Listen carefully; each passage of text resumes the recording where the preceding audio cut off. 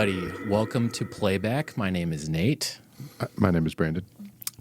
Today on the show, we have a special guest on the show.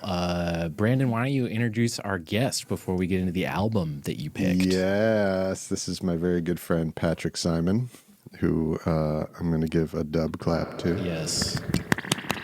Welcome to the show, Patrick. Thanks for joining us. Yeah, Patrick is a fantastic musician, audio engineer, one of my best friends in all of life.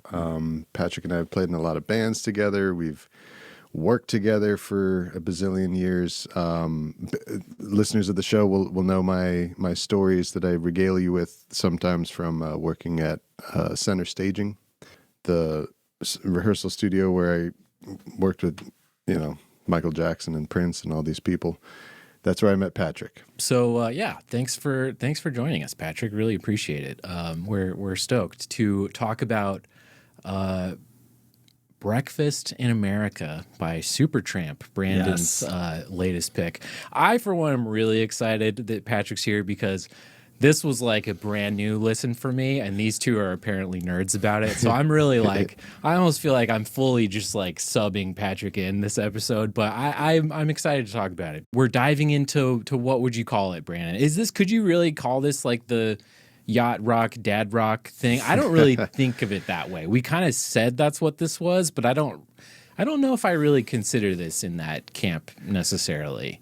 I would say yacht rock, I personally would say no. But dad rock, I think yes. It's the inner dad person in me, who loves this music so much, and that is really the reason why I picked it, is because I wanted to dive into this little corner of music history, which is the late 70s, and it's kind of this moment in time where nerds took over rock and roll. This is the Journey, Rush, Steely Dan, Boston, even like you could even put ABBA into that, Sure. Like whereas, and it's really fascinating because this is also the same period of time where punk is growing out of, right? Where there's a big DIY movement in music of that you don't need to have gone to music school. You don't need to know what the chords are called that you're playing. You just got to have some attitude and some energy and a willingness to do it, and a community of friends, and you can just get out there and just rock, right? And these guys are like, but what if you did know all the chords? Exactly. Yeah, what if you actually knew what this chord was? Oh, God. Yeah. Can you imagine if you would? I can't even imagine being able to know what chord is that, Pat? It's actually less complicated than a lot of places spell it out. Like if you look up what the chord is called, people will be like, oh, it's a minor with a flat 5 with over E flat. All it is it's a half diminished chord. Okay. Huh. A fully diminished chord is all minor thirds. Right. That's the train tracks. The train tracks, like you're tied to the train tracks, you're going to die. Yeah, yes. Half diminished is you just take one of those and then make one of the notes a major third instead of a minor third. And it's this beautiful kind of glossy chord. And if you combine it with... And that's what tempts us towards yacht rock with these guys, is that they're not afraid to use that sound. It's interesting. The train tracks, it sounds very silent film era. Yep. And the full diminished is silent film. The half diminished sounds, we're into noir. We're into 30s, 40s noir now. Exactly. It's more mysterious. Yes. Yeah. I think this could be a bit of a theme for us theory-wise. Yes. With their music, is that in between, whether it's going full on one direction or the other. Yeah. I was just thinking to myself, it's not just that they're nerds. This record sold what, like 20 million copies or something crazy. It was like a huge album even at the time. Very high-selling record. Super huge record. And yet the way they look, they're so like unassuming. Like these guys could walk around kind of any city right now, and they're some of the biggest musicians who've probably ever lived in pop music, and like no one would recognize these guys. Yeah, like, okay, the members of Led Zeppelin, how many people know what they look like? Freaking everybody. The members of the Beatles, how many people know what they look like? Everybody. How many people know what Angus Young looks like? Sure. Everybody. But the only people who know what the members of Yes look like are the super fans of Yes. Probably the other guys in Yes. The other people who are in Yes. Very true. You know what I mean? Like Yeah. the only people who know what Donald Fagen looks like are mega like niche fans of Donald Fagen. I don't know if it's necessarily this. Obviously, sonically, it's very different. But I was at a Tears for Fears show a couple years ago where Jealous. one of the guys was trying to. I can't remember which of the two. Again, I'm not even remembering their names off the top of my head. Roland and Kurt. Oh, it was Roland, and Roland was like.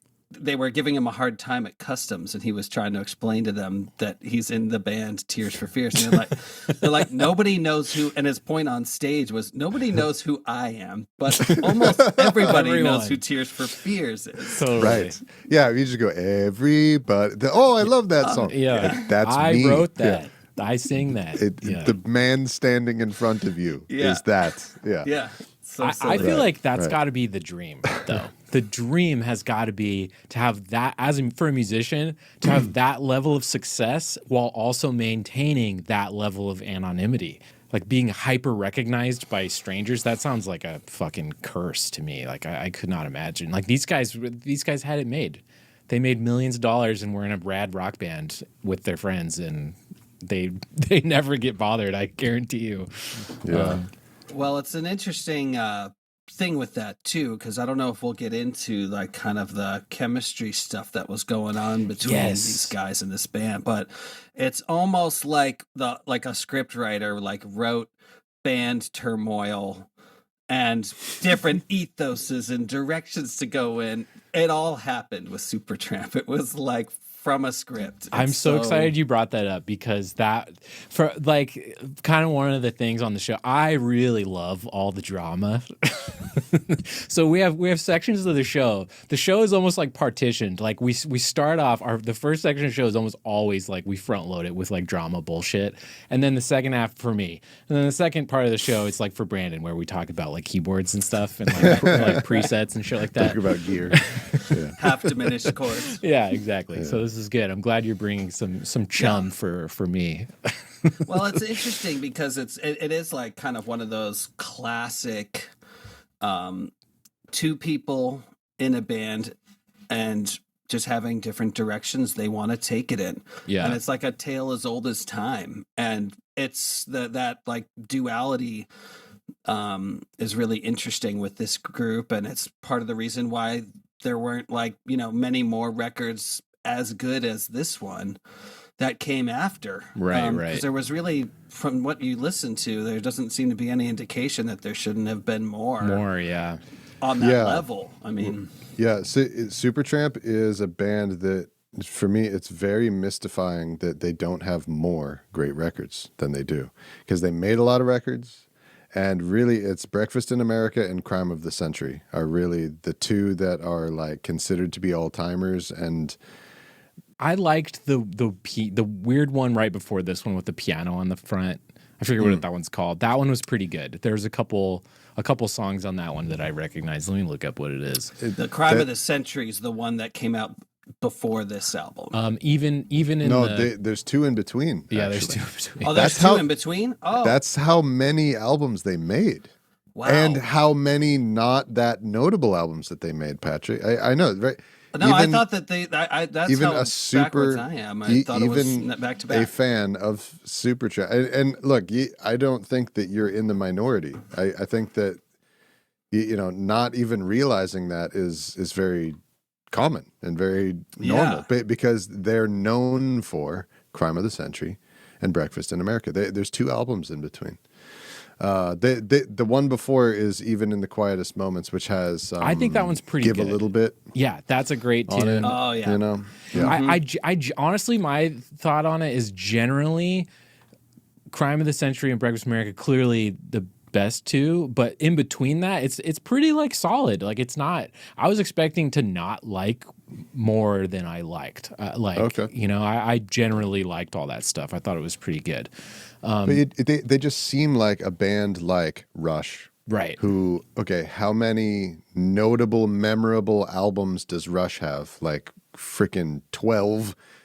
But like for some reason, Supertramp, when you listen to Breakfast in America, they seem like they're like, this feels like it's sustainable to me. You know, it doesn't feel like a fluke. Yeah. It feels like these guys have this kind of songwriting and this kind of musicianship in the bag. But this was it. After this, like, it blew up. They did one more all together with the two main dudes, and then it was over. And from what I can tell, it doesn't seem like that one. I didn't listen to the one following this one, but from what I can tell, it doesn't sound like it's one of their better ones. They were following up with a massively successful album, and that's what I read about it, is just that it's not, after how big Breakfast in America was, it was a big letdown. Yeah. And they were just kind of riding out, you know, the fame that this album, Breakfast in America, had given them. Although I have to say, I was actually pretty shocked when Brandon hit me up about this. Oh, really? That you wanted to talk about a Supertramp album that wasn't Crime of the Century, because I know for a fact that you love that album and that you love Bloody Well Right, the song, so much. And I was like, Brandon suggested we listen to an album that doesn't include that Bloody song. Well Right. Yes. Yeah. No, I'm obsessed with Bloody Well Right. Also, Dreamer is one of my favorite songs. Unbelievable. But as an album, I do feel, and I have always felt, as an album, it's about Breakfast in America. Nice. Even though Crime of the Century has a couple of my favorite songs, because it's really interesting too. Because the other thing about this late 70s, like prog rock, art rock, sophistic rock, whatever it is that you want to call it, is that this album is from a time when albums were king, right? And it's really interesting because Breakfast in America itself charted significantly higher than any of the singles that came off of Breakfast in America. So all of the singles that came out, first was The Logical Song, then Breakfast in America, then Goodbye Stranger, then Take the Long Way Home. These are all ubiquitous, play on the radio all the time, big singles. And they charted, but each one of those songs at most got to number one in like one country. Wow. None of them in the US. I don't think any of them in the UK either. But Breakfast in America, the LP, was number one in like 12 countries or something, including the US and the UK and other places. So it's sort of like backwards from a way that you would normally think of, like it was like a smash single, led to their album selling really well. It was like exactly the opposite. The hit single normally outperforms how many people are going to buy the full album, but it was in reverse. Everybody was buying the full album. Interesting. And so and I think there's a reason for it, whether it was word of mouth or however it is that this thing got popular.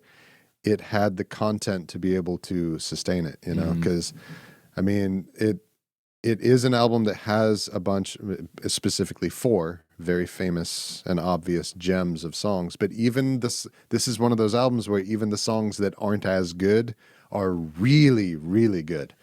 Yeah. And are very accessible, It's one of those albums like where, when you read the track list, it almost sounds like, oh, did I accidentally select a best of?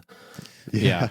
Because there's so many that are just like quintessential songs, where you're just like, how is this a greatest hits? It's like, no, it just so happened that these like 4+ brilliant songs all were on the same record. Yeah. Patrick, what's your history with this album and Supertramp? Were you like a super fan growing up with them? What was it like for you? Like, do you listen to this all the time? Was this current listen like the first time you came back to it in a long time? Like, what was your reaction to kind of listening to this again for the show? I wouldn't say that. I actually wasn't as close to it as I probably should have been. I had always heard the songs and liked the songs. And what's weird is that I didn't really register it until this most recent listen that it is so keyboard forward.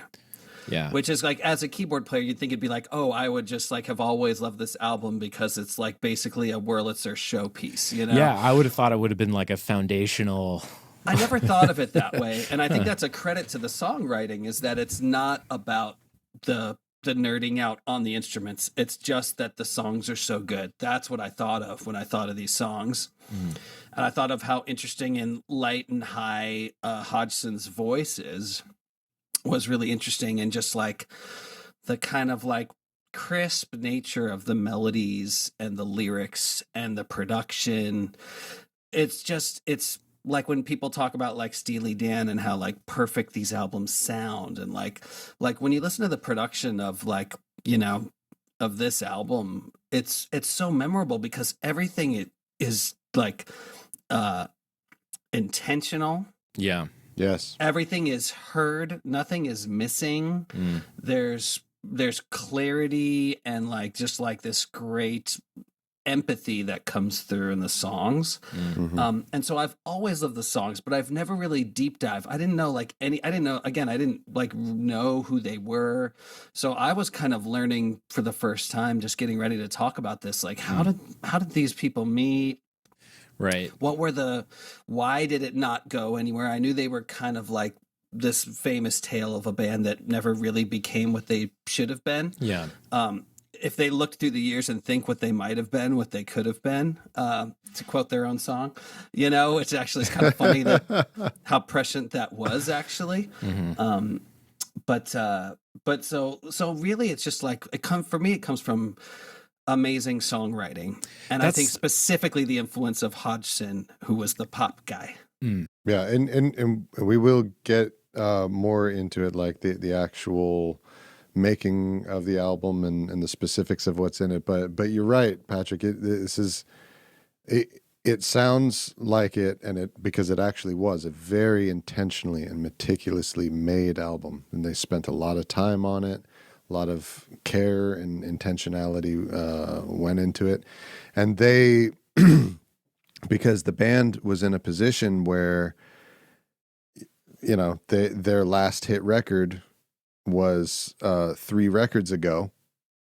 They made 2 other records that everybody forgot about since Crime of the Century.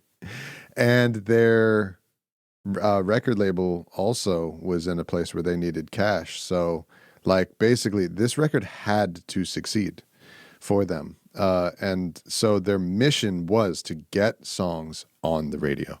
And they intentionally avoided doing a lot of the more overindulgent and long arrangement, you know, super just staying on one solo for 4 minutes, things that a lot of other bands of the time, of the late 70s, were doing.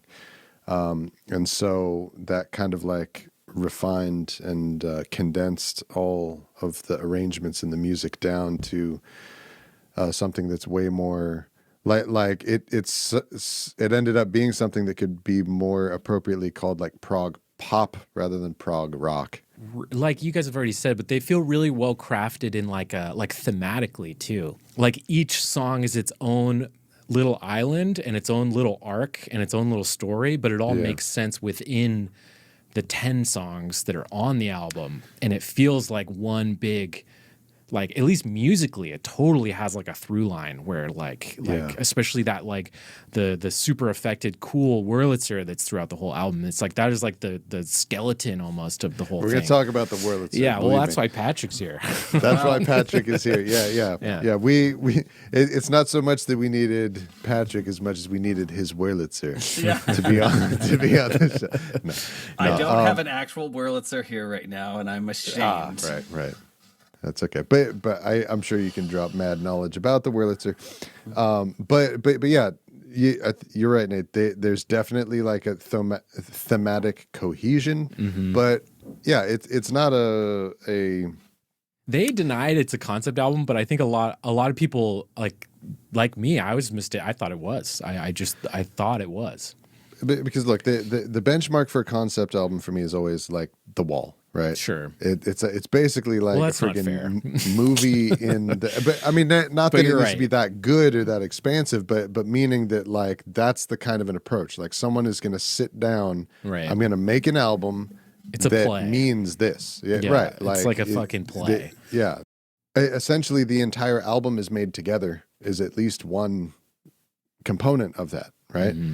Whereas this is a collection of songs that these guys had. Roger Hodgson had these songs in his pocket since Forever. He was a teenager. He wrote like his songs that are on this record. He wrote them before he was in Supertramp. Right. And at the same time, I think it is smartly curated because it does have the thematic cohesion. Why can't I say thematic cohesion? Thank you. This is a drinking episode, folks. We're all drinking. Yeah. Cheers, everybody. I'm drinking out of my Wise Owl mug that one of our lovely patrons made. Yes, for us. But and we will get into the lyrics as well. But there's definitely this is from a time. Another late 70s thing that I wanted to feature with this. This is from a time where like the British like baby boomers and silent generation people were making art that is coming from being traumatized by being raised in boarding schools. You know what I mean? There's just like all these childhoods from the 40s and the 50s and the 60s in England, just like wrapped knuckles. Speaking of The Wall. Yeah, you got true. Roger Waters, who was born in the 40s, right? We don't need no education, and how this whole thing about how school is just turning people into machines. So Roger Hodgson was born in the 50s. He, the Logical Song, all this stuff is all about that. You got Monty Python, who is mostly born in the 40s. Like how much of their content is just like this insane school shit, and how school just ruins children. These guys do feel like bedfellows to that. Yeah. Like a Clockwork Orange, like stuff. You know what I mean? There's just like this era of English art that is just like school ruins people. Oh my God. Totally. I mean, thematically, like the word that comes to mind the most with this album, despite how much joyfulness there is to how it sounds, is disillusionment or disenchantment. There you go. Through this delightful, lovely lens of like this mostly beautiful, poppy, like crystalline music. Which is very British. That's a very British way to handle it. Gosh, the messages that are in there are actually like hanging really on in somber. Quiet desperation is the English way. Oh my gosh.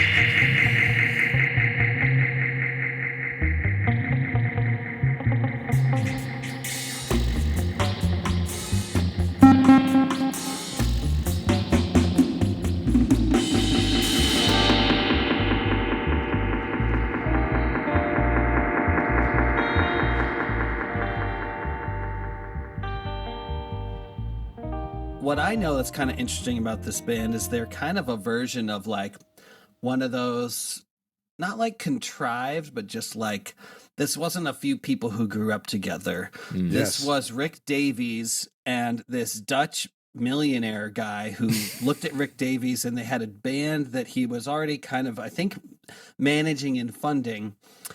And Rick Davies is obviously one of the singers and songwriters of Supertramp. He's the one that's doing most of the rock stuff, who doesn't have the super high voice. He's doing the Bloody Well Rights. He's doing like the verses of Gone Hollywood. He's, the gruff rock the and Darling guy. The Oh Darling guy. Yeah, okay. The Goodbye Stranger guy. The Goodbye Stranger guy. Yeah, He's amazing. He's my guy. Rick Davies on this album. Davis. Sorry if I said Davies. Americans say it's Davies. They say Davis. They say Davis. Yeah. Brandon's an Anglophile, so we have to make sure we get it crazy. right. It's a bit worrisome. Patrick knows. Patrick is also an Anglophile. My favorite thing personally in my life is my two best friends, Brandon Isnick and Sam Small. Sam Small is English and is a Francophile, and Brandon is French and is an Anglophile. I'm like, you guys are fucking weird, man. It's a mess. We are. Anyway, I would say I'm not an Anglophile, I'm a Scousophile. There you go. That's great. Thank you. Scouse, not English. But yeah, so anyways, so Rick Davies was he was playing in these bands, and he had this gentleman whose name I have here. You talking his about name was Sam. Yeah, Sam. The patron, right? Yeah, his name was Stanley Sam August Meisegeis. I'm not sure how to pronounce his last name. Okay. But he was a Dutch millionaire who basically said to Rick Davies, like, hey, I think you're really good. I think you've got something. If you can put together the right project, I'll fund it. And so he basically put out an ad and just like, so this was not like we grew up playing in bands together. Like it was literally like a casting call. This is like this is like how like Mozart would like get commissioned by millionaires or millionaires. This is what being a musician used to be like in the old world. Yeah. Where so somebody funny. rich would just say, hey, I like the music that you make. Can I just pay for your entire life and so that you don't have to make any money and you just play music all day? Can I do that, please? And you're like, I guess so. That's exactly what this sounds like. It's like some rich guy commissioned Supertramp. Yes. Essentially, yeah. That's and really Brandon, nuts. did you have anything to add to that as far as your understanding of how it originated? That is exactly how it went down. And Roger Hodgson, who is the other lead singer here on this album, the high-pitched guy, he was one of the musicians that was hired during that casting call. Yep. And then they made a couple records. It didn't go well. This is all before Crime of the Century. And all the other members except for Roger Hodgson bailed. And so this album, Crime of the Century. There's the first two, right? And they're kind of weird. Like they're not like officially Supertramp. Right, exactly. The first two albums. That is officially Supertramp. It's just a different lineup. It's a different lineup. So after those first two, everybody fell off except for Roger and the original guy, Rick Davies. Rick Davies. And then they got a new band. Okay. So what we're hearing on this album, this is the second Supertramp band. Did the rich guy did he want his money back? Oh wait. No. No, so I the think millionaire fell off also. Oh, at wow. this time. Right. But I forgot about that part. What I read is that he also did not hold them accountable for the money. He just decided, you know what, we tried it, it didn't work out. Okay. Right. I'll let you off the hook. Wow. That's what I'm saying. It's just this used to happen. Yeah. This used to be what being a musician was like. A rich guy would just like you and just, hey, can I please give you my money? Yeah. Yep. Wow. Like seriously, not like, hey, audition for my money. No, like can I please pay for your life? To me, it's so funny that they took those first two albums, even if I didn't listen to them, but if you just look at the covers, one of the covers, it's like one of the worst album covers I think I've ever seen. It's just like the first two. Yeah, it's like a woman's like it's just like titties on the cover. Oh yeah, indelibly stamped. Just the tattoo titties. And I just think that's very funny that like someone paid a lot of money for you to make this. And it's like, if that was me, I'd be like, all right, we got to fucking do right by this dude. We got to do something commercial. We got to do Breakfast in America. That's what we got to do. We can't do the Tattoo Titty album. we got to go. We got to try. We got to put our best foot forward here. But so the whole band fell out. Millionaire guy dropped away. And then is that when they did Crime of the Century? That one is really good. I really liked that record. I too, Patrick, was in the middle of listening to that. I was like, I could have seen Brandon picking this one actually. Yeah. But is that the first one they did that was like kind of good, or was there more before that? That's the first one that was a hit. It's the first one. That's the first one of this incarnation of Supertramp. So it's really the first like real Supertramp record, really. It's like how Kraftwerk, you know how Kraftwerk had a couple albums before they were really Kraftwerk? It's like those aren't really Kraftwerk. You know what it's like? It's like how I don't consider any of the Black Market Dub albums before I joined to really be Black Market Dub. That's fair. It's true. just that's fair. that. They weren't good before you joined, that's for sure. So that's fine with me. So they right, Patrick. We have it right so far. Yes. What happened after that? Basically, they kept going post this patron, and they hired new people in the band who were on Crime of the Century, who ended up being part of the same nucleus. All the band members were the same through to this album, and in particular, the one that really stands out is contribution wise is the saxophone guy. His last name is Helliwell. I can't remember what his first name is. He's so good. John Helliwell. And yeah. He was just such like he was a really like quintessential part of it. And so as far as like the era that led to the album we're talking about, Breakfast in America, that's just kind of like, this is how Hodgson and Davies met. But then it was kind of a separate band with those two guys that made these really good albums. So that was all kind of I was getting at. And I just know that they also, that they kind of wanted to get closer to like their U.S. audience, which is why it was recorded in at the Village Studios in Los Angeles. By this time, they lived here in L.A. Yeah. Okay, so they were already out here when they'd already been here for some time. They moved to LA, yeah. That's what I mean. This album has that like weird twinge to it that you only get from a British person looking at America through a British lens. Like it has that. Like it does. Like it's a cheeky look at like Americana. Like that's like the totally like the feeling I get when I'm listening to it. Mm-hmm. Definitely. It's like taking the piss out of America. Yeah, there's a very particular way that America looks through the British perspective. Which is insane, I would think. It's always interesting to me, yeah. Yeah. The other thing you mentioned that I'm really interested in, Patrick, is the fact that, and I think this stems from what you were talking about, that these guys were commissioned almost smashed together boy band style to like make music together.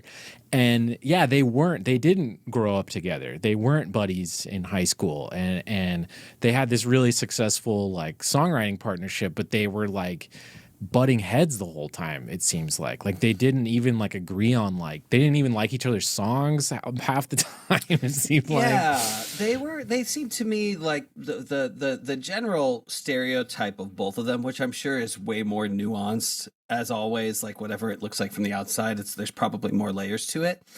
But Rick Davies was more like grew up blue collar, was really into the blues and the jazz. And the jazz, the jazz, the jazz, as they say. And so that, but it does seem that some of this is true, and that Roger Hodgson was more into pop music and into poppier songwriting. And if you look at the tracks, and if I were to tell you that, and you were to look at the tracks on this album and be like, okay, well, the first song that's got that really long, like, melancholic breakdown in it. Okay, that was probably the jazz blues guy. Mm-hmm. Check, correct.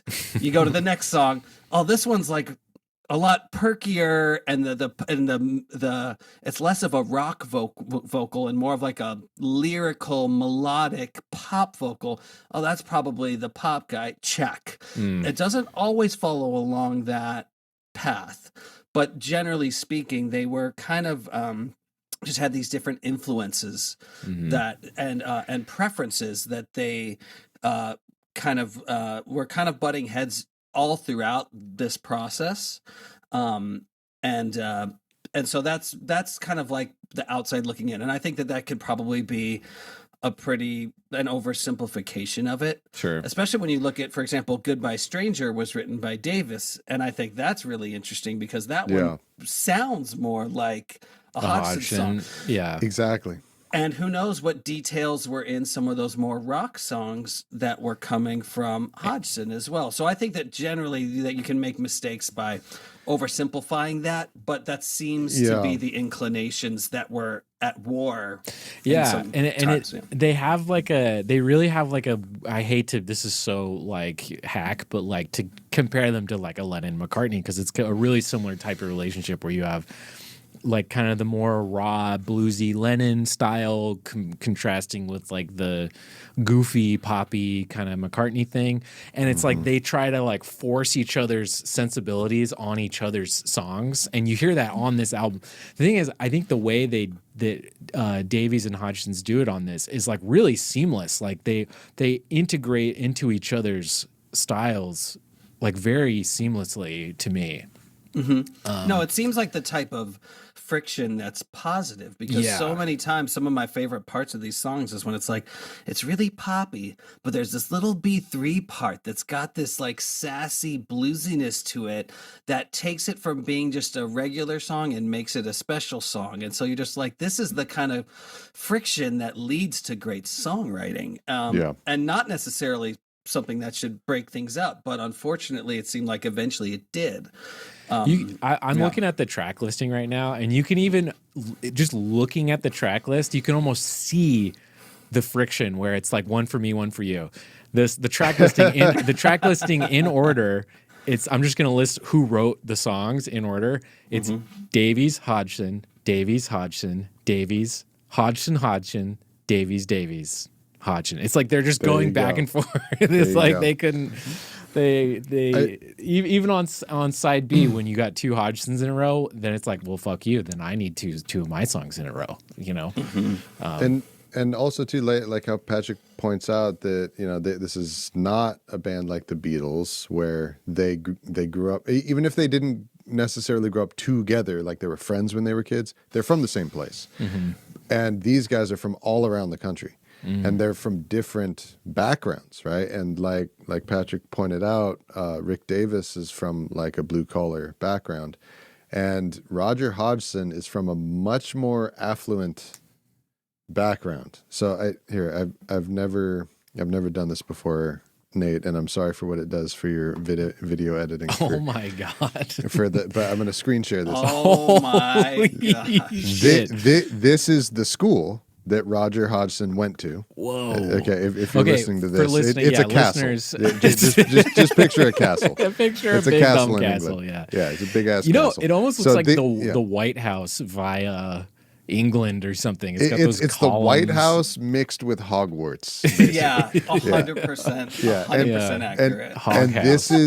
And this is the boarding school that he's singing about. Wow, look at the fucking coat of arms too. Yeah, there's the coat of arms. Coat of arms has like a lion on it. Did the school that we went to have a coat of arms? No. So yeah, this is like. For a second, I thought that says so much. For a second, I thought you were going to say that was his house, and I'm like, okay, what just the fuck? for people who are listening, Brandon, what's the name of the school? If people want to look it up and see, Stowe School, STOWE.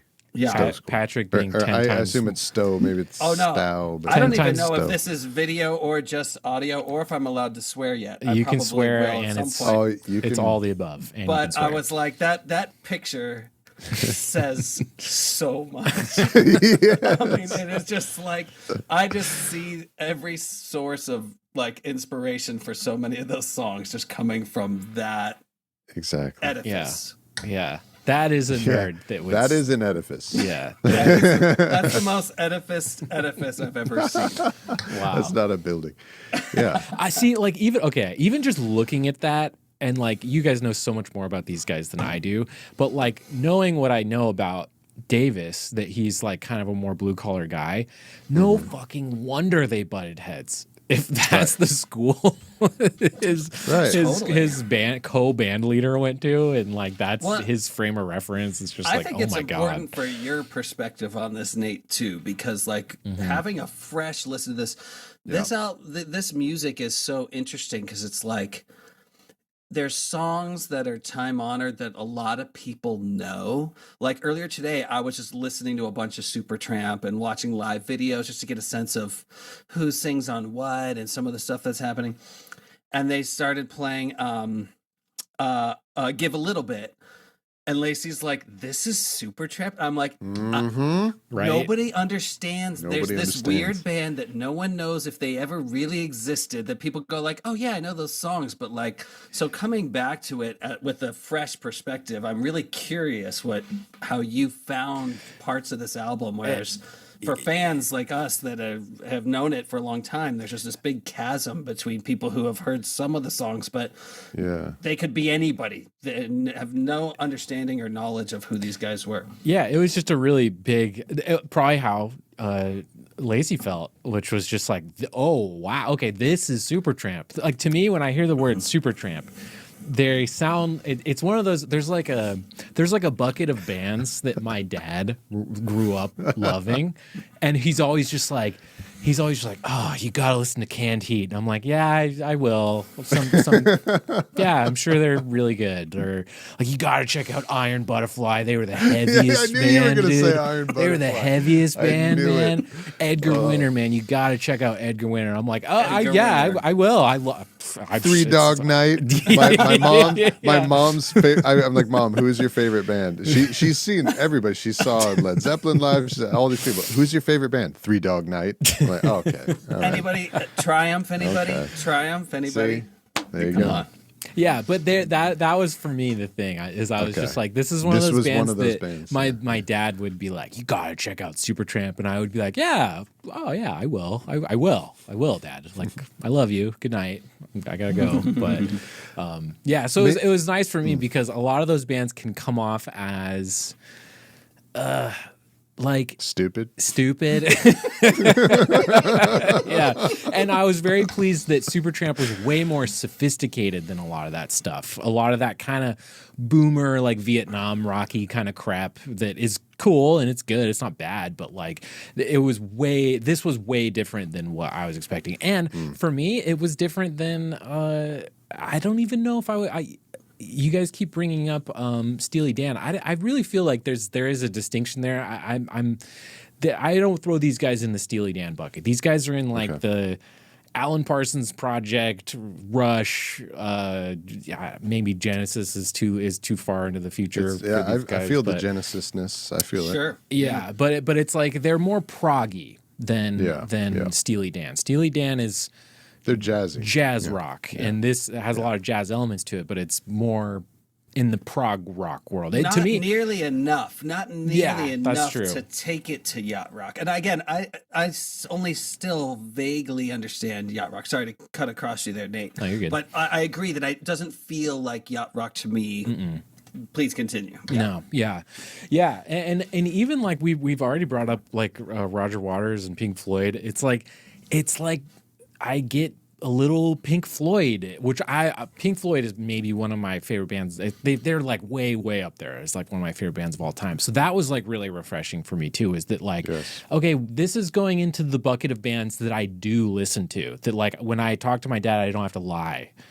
You know, your dad is going to be so happy that you dove into this. Yeah, but it's amazing. Yeah. But yeah, I mean, it's interesting to go back to kind of like some of the stuff about them butting heads. It's like I was reading some things about them while they were recording this, and it sounds like they didn't even like there's like reports from some engineers and producers that like they wouldn't even like speak. There were like days would go by where like they wouldn't even speak to each other. And then there was other people who kind of contradicted and say like, oh, it couldn't have been better. It was like the greatest thing ever. And like, you know, we had a great time. But I read so many things where it was just like it sounds like they hated being around each other. And it's like, it's amazing to me that like that can even kind of result in something like this, like that is so like well thought out and like sounds so good. And it sounds like something when you listen to it that would require like being on the same page and cooperating. Right. You know what I mean? But it's like it's art out of that kind of friction, which is really interesting. Because this is like there are a lot of bands that have multiple principal songwriters, and in a lot of cases they sort of stay out of each other's way, and each song on the album is that one and this one and that one. But like these guys sing on each other's songs. Yeah, like they trade verse and chorus. They like you know they're playing. There's so many guitar parts. It something new that I learned in the listens through for this episode is I always thought that there was a guitar player, but it's not. It's just Roger Hodgson just also played guitar. Finally, and all of the guitar. We have a band without guitar player. I've been waiting my whole life. No, that's seriously like I didn't even really.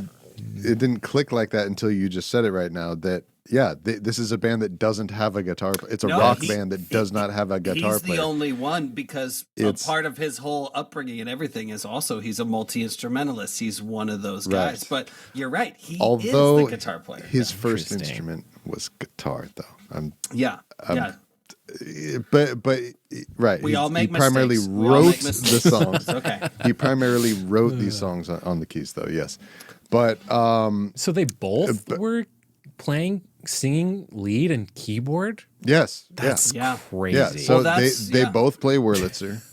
Yep. I feel like saying that to a keyboard player, and the piano, who like there's some of my favorite bands have 3 guitar players, and I'm just like, well, yeah, you need 3 guitars. But like the idea of 2 keyboard players both singing lead, it's just like, it's a dream. It's a dream. But the amount of really incredible guitar parts and guitar work that is happening in the Rick Davies songs. Mm-hmm. You know, like the amount of collaboration and mixing of musical work that is being done in each other's songs, and like you pointed out, Patrick, like the organ parts, the B3 parts that Rick Davies is playing in the Roger Hodgson songs. Yep. You know. Also, it just doesn't seem like Hodgson would be the guitar guy. It doesn't. This whole time you're talking about this, I'm assuming we're talking about Davies, but like it's flipped. No. It's actually the nerdy. It's the nerd guy. It's the guy from Hogwarts. No, Hogwarts guy is the guitar player. That's really interesting. No, the guy it's not just that he plays guitar. The solos. Yeah. Dude, he plays like a guitar god. He's like anyway. Well, and we're going to get into that more. Yeah. And I think he's very. As a principal keyboard player, he's using the guitar my favorite way any musician uses any musical instrument, but especially if it's not their principal instrument, in that he's using the guitar as like a tool. Like it's just like a texture for him. Like it is not as amazing as he is at guitar, because I agree with you. It's like the guitar lines are like memorable and they're like singable and they're melodic, you know, in a way that it's not just like a guy like fucking around on a guitar because he's a keyboard player. It's like they're really well thought out and like planned.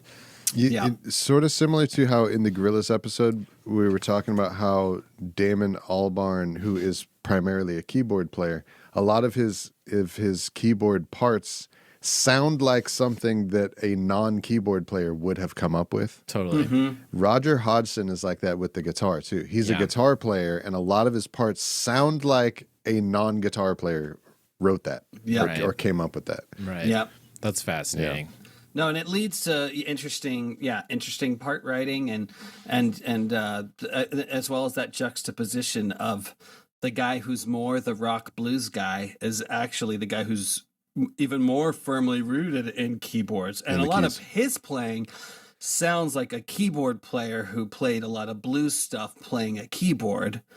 Whereas likewise for Hodgson, when he plays keys as well, it's equally informed by his multi-instrumentalism as well, where it's like, you know, like, so like there's this more like kind of like, I guess like idiosyncratic blues rock playing that you get from Davis versus Hodgson, who does have kind of this, he's kind of a unicorn in a way in terms of his part writing and his voice. And it's just kind of like, this was the guy that somehow through some ad in like a magazine, that's how they got brought together. But it is fascinating to think what, you know, in my mind, it feels like to me like Simon and Garfunkel, but it was Paul Simon, right? Yeah, that's true. That's true. You're right. Davis, I love a lot of his input and a lot of his songs, and I think he made Supertramp great. But I think the unicorn is Hodgson. Dude, you're going to your hot take. Without Hodgson, you're going to your hot take. I'm skipping the hot takes, but I'm just pointing that out because when we talk about their backgrounds, I'm just like, I hear this great rock player and everything that he does, but also I'm just like, but what Hodgson brought to it was what took them to be what they became. It's interesting because on paper, when we talk about Hodgson, I'm like, I don't think I would like this guy. But then the more you realize what his musical input is, you're like, well, he's kind of the coolest part. To me, I don't know if I can get behind this hot ass take. This was too hot. You guys are coming in too hot. All I'm saying is if you look at the trajectory of this band and what launched them was really primarily Dreamer. Yeah, no, you're right. And that is the most Hodgson-ass Hodgson. Dreamer. And, but I don't agree with, like, I mean, obviously the contributions and the chemistry that they had is what created this album. And in Brandon's so mad. And every single song. You're right. See, this is my life with Patrick. It's like I'm rubbing my head, but like, yeah, you're right. Sometimes you're not, but 99.9% of the time you are right. Wow. I know I'm skipping to the hot take, but I feel like it's something that, well, it's just something to investigate because it's so fun to just investigate the duality of this band. I agree. I think it's the most interesting thing about it. It's so interesting. Yeah. It's just tough how much because of how much I love Rick Davis's songs, and you will see once we get to favorite best, you're going to see how much I love his songs.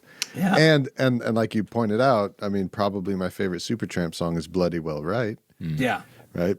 And speaking of the bluesy keyboard playing, the Wurlitzer intro to Bloody Well Right. That alone, I was just like, Brandon's favorite thing ever is that intro to that song.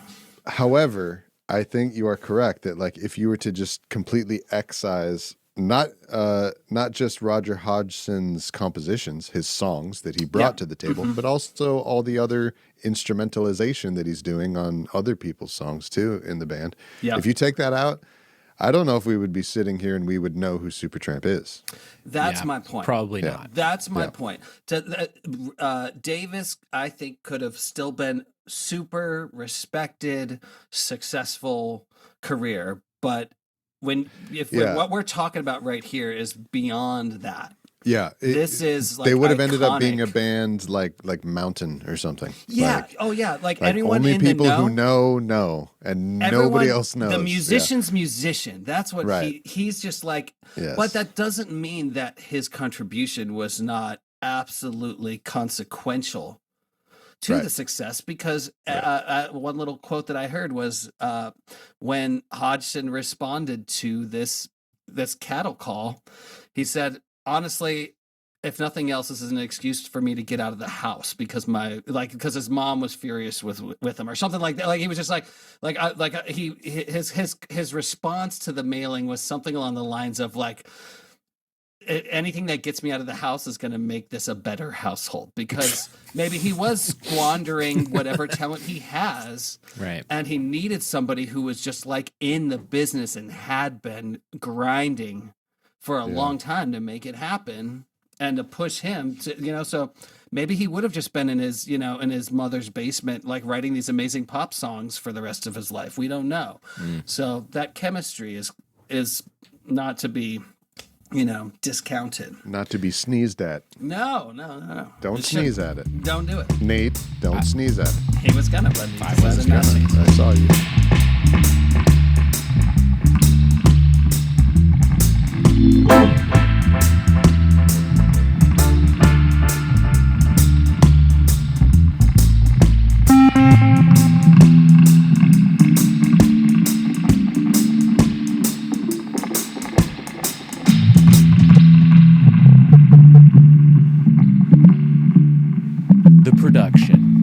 The allegations. I mean, the production.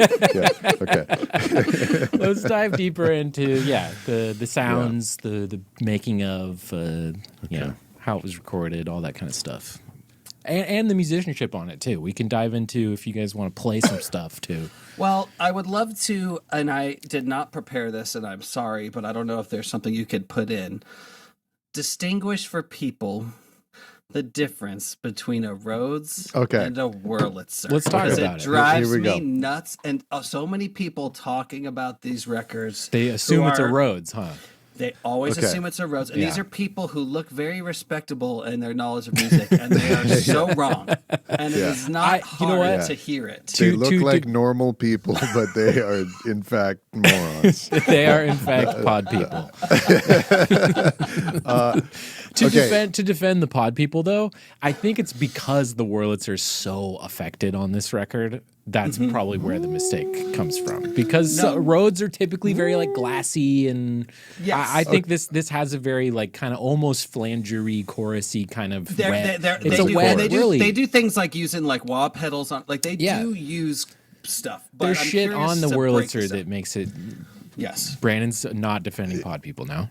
No. I'm just saying we're getting to all of the bits of this very important Wurlitzer topic, sort of all at once, and we got to go sequentially here. Okay, yeah, that's true. Brandon, take us. This album, like we've alluded to already, one of the main reasons to pick it for a discussion like this is because this is the Wurlitzer album of all time. Holy shit. Patrick said something before we started recording that I thought was a great way to frame this part of the discussion of the show, which you said there's guitar albums and there's piano albums, or keyboard albums, I guess is a better way to put it. And this is a keyboard album.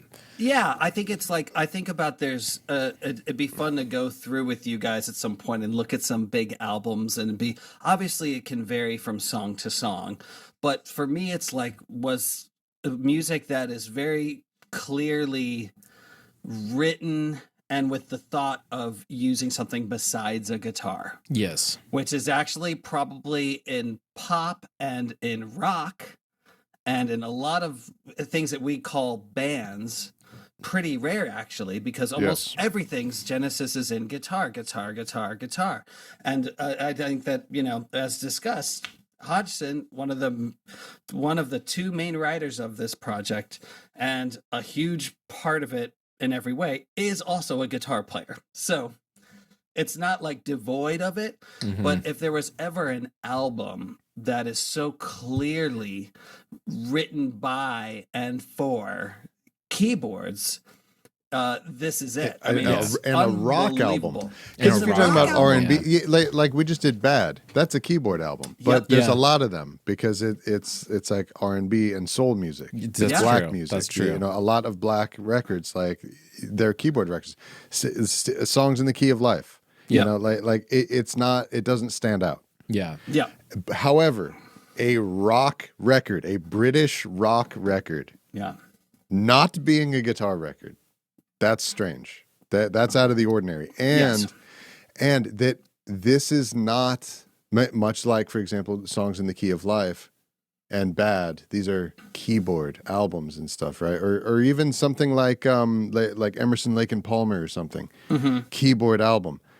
But those are albums of keyboards with an S. Yeah. This is so unique because it's a fucking Wurlitzer album. It's an album of one keyboard instrument primarily. It's a showpiece, and I'm not a fucking idiot. I know that there's also acoustic piano and synthesizers. I know there's an organ and whatever. B3. And organ, the B3 organs and shit. But This is the Wurlitzer album. Man. Yeah, so many of the songs start with Whirly. Like, yeah. So Patrick, do you want to take it, or do you want me to take it? What is a Wurlitzer? We need to do that. So what is a Wurlitzer? I'm curious. You may even know more about them than I do, but all I know is that it was basically like a toy piano. It was the genesis of it was for it to be like a training keyboard. Yeah, like, right. And it was meant to be in classrooms. It was for classrooms for like you can't fit an actual piano in there. Yeah. Here's this little thing that will, that you can fit. Wurlitzer's made pianos for years and years. I've played old Wurlitzer pianos. Yeah, great pianos. Meaning a real acoustic piano. Yeah. Like real acoustic pianos. An actual piano. There's a famous lines of amazing organs, like there's like famous like theater organs that are like these beautiful giant like set pieces, and those are Wurlitzers. So this is a name in keyboards. Yeah, so like I think at Shea Theater in Buffalo, Shea Theater Wurlitzer. Shout out Buffalo. Organ. Shout out Ranch.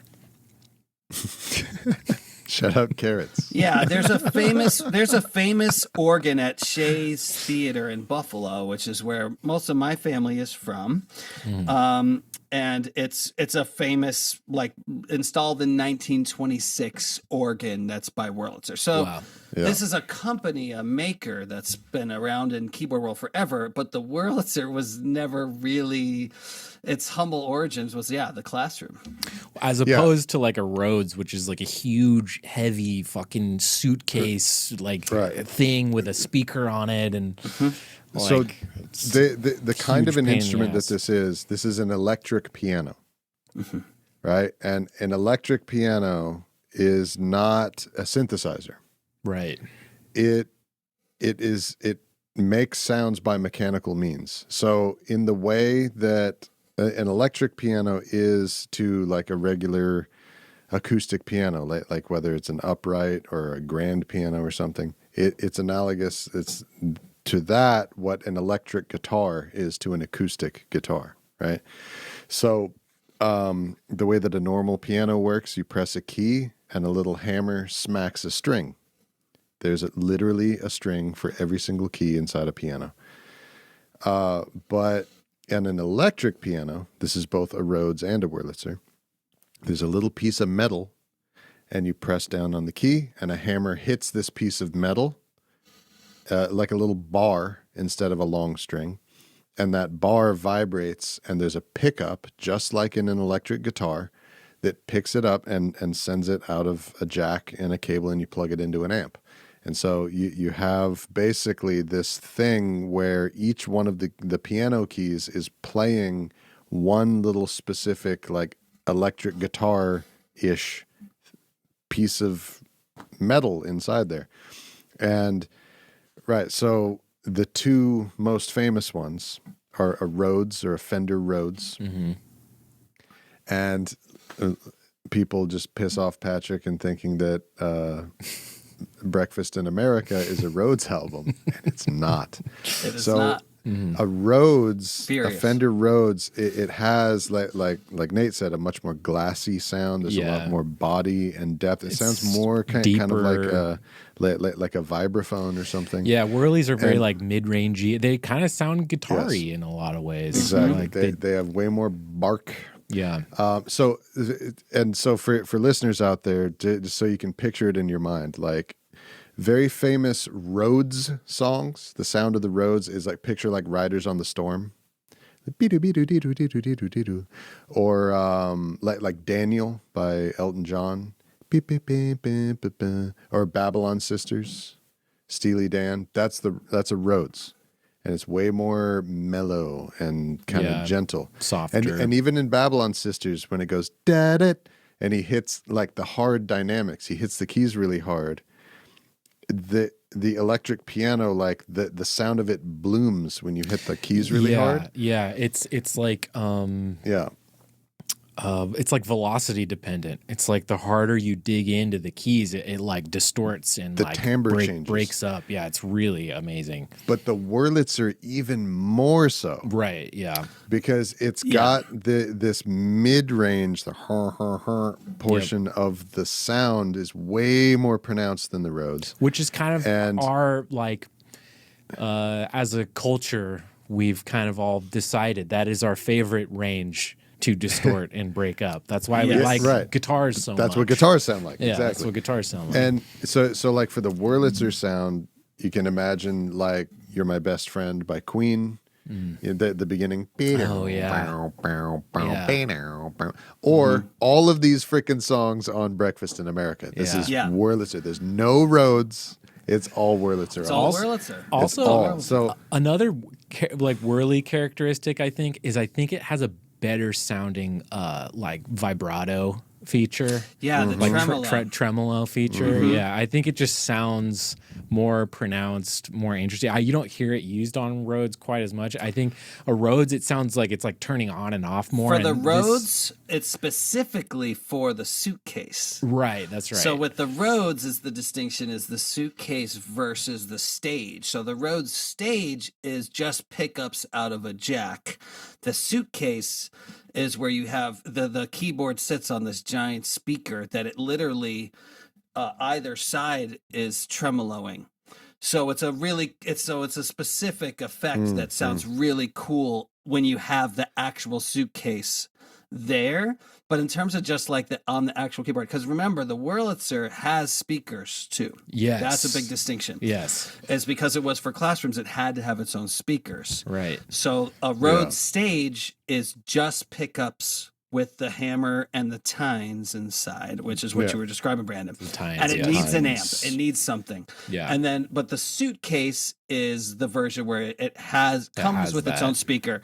And it's massive. Yeah, and it's almost like you almost might as well be moving a piano around. Yeah, like you need multiple people in order to move it. Yeah. You got to go find someone. Hey, can you give me a hand? I got to move this. Totally. Rhodes. The Rhodes stage is a lot closer to the Wurlitzer, but it doesn't have speakers. The Whirly has speakers in it. It just also has a jack that you can plug into. And Whirly, you can pick up a Whirly.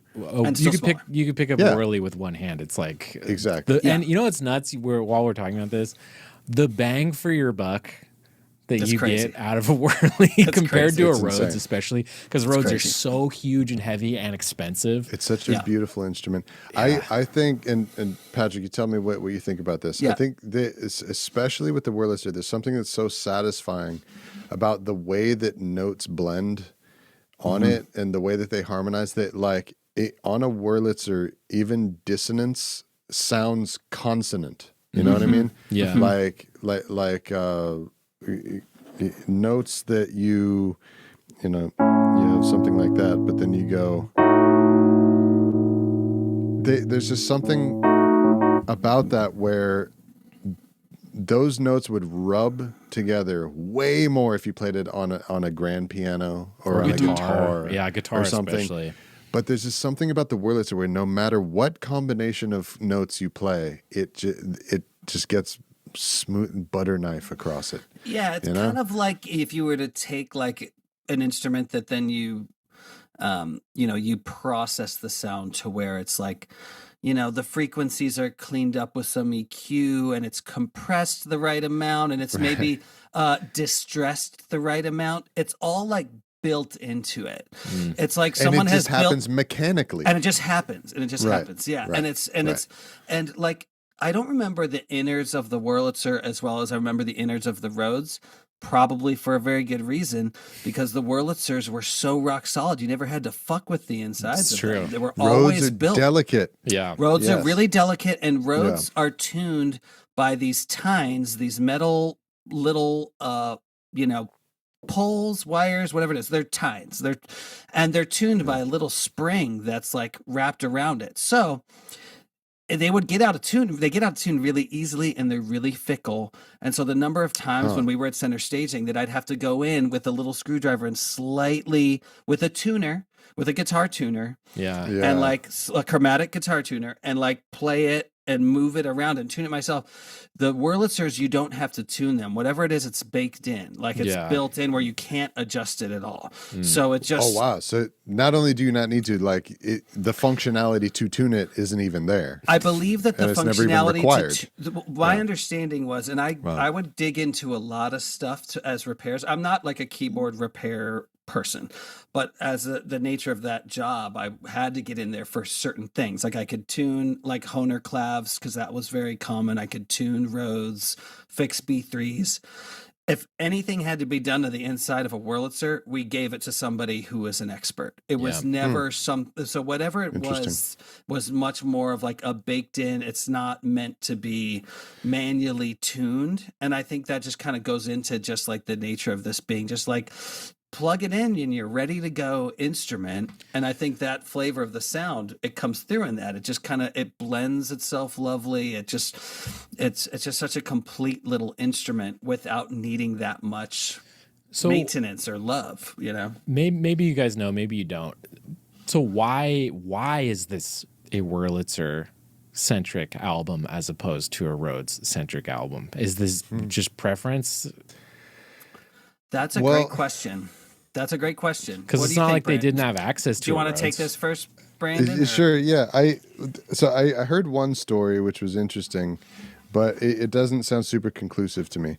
And one is that Roger Hodgson composed the song Dreamer for Crime of the Century by himself when he was at his mom's house, right?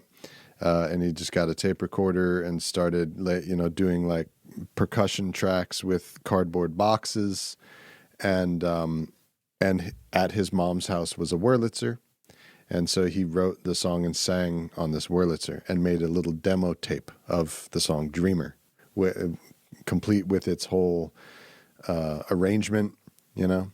Awesome. And all the places that song goes. If you don't know the song Dreamer, go check it out. It's an amazing arrangement. And then when they brought it into the studio to be making Crime of the Century, they couldn't basically make a new version of this demo that they felt was sufficiently captured the magic of the song. And so the way that they ended up recording the final version of that song was they just put his demo tape in and then overdubbed on top of it. And basically all the places where he was playing those cardboard boxes, they played new, weird, bizarre percussion things, and using their mouth and doing weird shit, like whistles and whatnot. And that Wurlitzer sound stayed. And so that leads me to then think maybe that is the way that the Wurlitzer entered this band's kind of repertoire and they first got interested in it. But I don't know if that's true, because there's also other songs on that same record that use Wurlitzer that were played by Rick Davies, such as Bloody Well Right. And where he's playing a Wurlitzer as though he was born with one in his hands. And so I don't know. That's a great point. Maybe they did that first, and then Rick ended up being like, whoa, this thing is sweet. Check this. Oh, I should play Bloody Well Right on this thing instead. And then he fell in love with the Wurlitzer. Maybe. So it might have come from Roger Hodgson's mom's house. Yeah, I mean, I only ask because it's so clearly a choice. Right? Yes, it's so overt. Yeah. Yes. Right. Yeah. Nine times out of 10, if you're making a rock record or something, it's you have Wurlitzer, you have Rhodes, you have fucking some synth or some piano keyboard. You use it all. They do not mix it up. They don't. And it's not like they didn't have access to that. They were recording at Rad Studios when they made this. Exactly. And for months, by the way, they could have done anything that they wanted. Right? So another cool thing about the Wurlitzer is I feel that this way that the notes blend in it, and this kind of mid-ranginess that it has to it, and the way that it dynamically responds to your fingers. Yeah. If you've never played a Wurlitzer, do whatever you can to just try playing a real one. It responds it's like spongy. It like responds to your hands. The harder that you push, the sound just like blooms. You know what I mean? And it gives it this really interesting quality, which it's so full circle. It lends to this being a keyboard rock album, like you're excited about, Patrick, because you can, with a Wurlitzer, you can accomplish the same effect of like a guitar strumming, right? So on a keyboard instrument, that's called comping, right? Am I correct about that?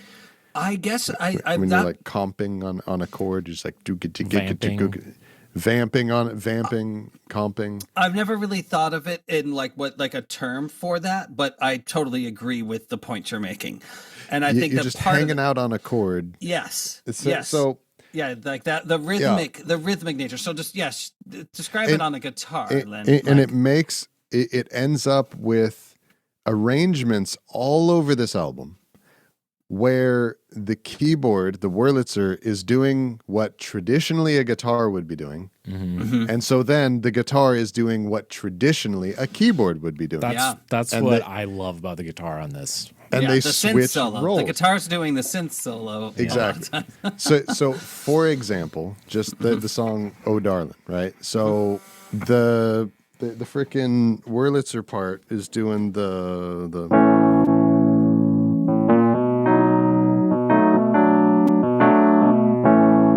just doing that, which you would normally think would be a guitar.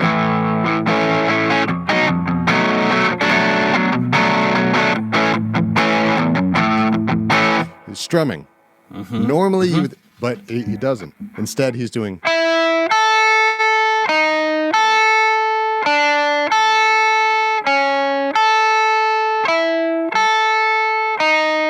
He's playing the little top line melody thing that a keyboard would play. That normally a keyboard would do. Yeah. And there's no guitar strumming.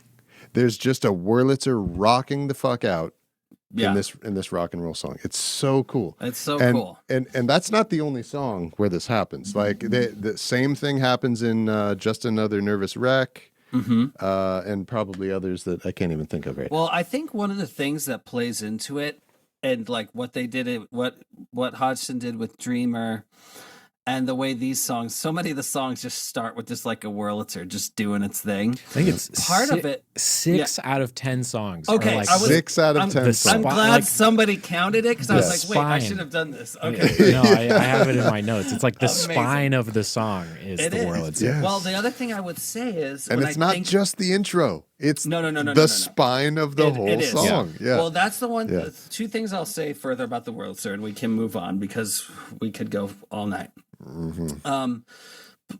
When I think of the Rhodes versus the Wurlitzer, and I'm sure some keyboard players might call me up on this, depending on how good your technique is.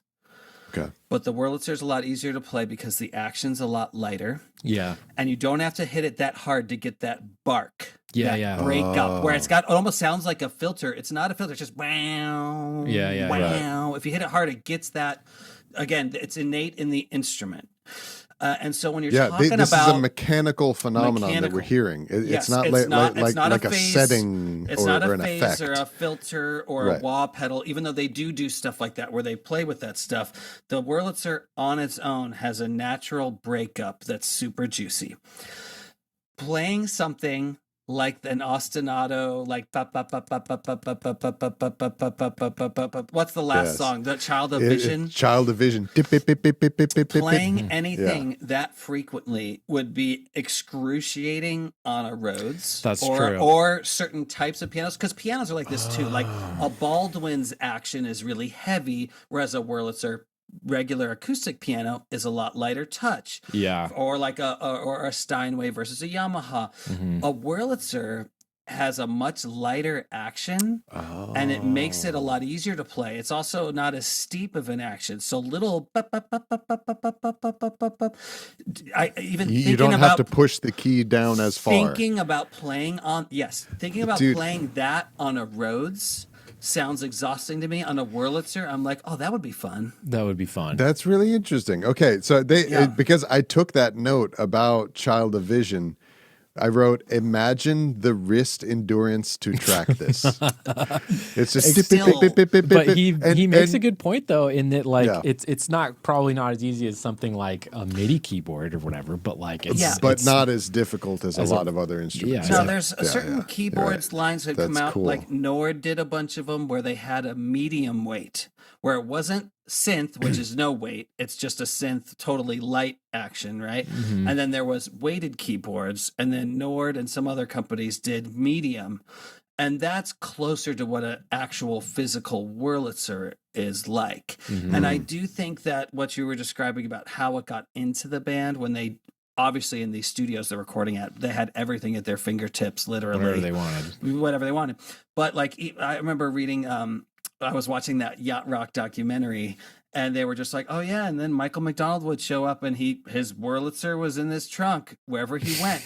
People had these things, and they just owned them, and they had them, and it was always with them, and it was like taking your guitar around. And then you go into some studio and you look at all these other things, and you're like, yeah, but it sounds really good on this little thing that I just bring around with me everywhere I go. That's been in my dorm room, Like he probably had that, and it's like at the boarding school, you know. And it's just like actually, I learned how to play on this. It was at his mother's house, and in the professional studio, they couldn't get another keyboard sound to sound as good at it. Speaking of the sound of it though, and I'm astonished we're doing like 45 minutes on Wurlitzers right now. Dude, I have been waiting to talk. This is why I picked the album, so that we could talk about the Wurlitzer. Speaking of the sound of it, though, what do you guys? So apparently, because to my ears, it's a very affected Wurlitzer sound, and to me, I thought that was their way of almost trying to like fake a Rhodes sound or something like that. But apparently, what they did was they had like a DI'd. They had two channels. One was like full DI. And the other channel was like completely wet or maybe not completely wet, but it was like a blend with a Boss chorus pedal is how they got that sound. It's a Boss CE1. Right. Which is the first ever, it's a chorus ensemble pedal. Okay. So it's not, so when we think about a guitar pedal now, we think of a very slender thing. And even a Boss chorus pedal, you picture a little blue one. Mm-hmm. Right. This is a big fat mother from the 70s. It's like an early guitar pedal, like 3 giant stomp buttons with a lot of space in between them and big knobs on it, Yeah. The computers that got us to the moon. Think of that. Big incandescent lights on them. yeah, exactly. Right. One's the entity from Mission Impossible cannot get in here and infect it. It's all analog circuitry, but it's just a chorus effect, right? Yeah. So that affected sound is just a chorus effect on. But it's interesting how you do point out it's that chorus effect mixed with the dry. The dry, yeah.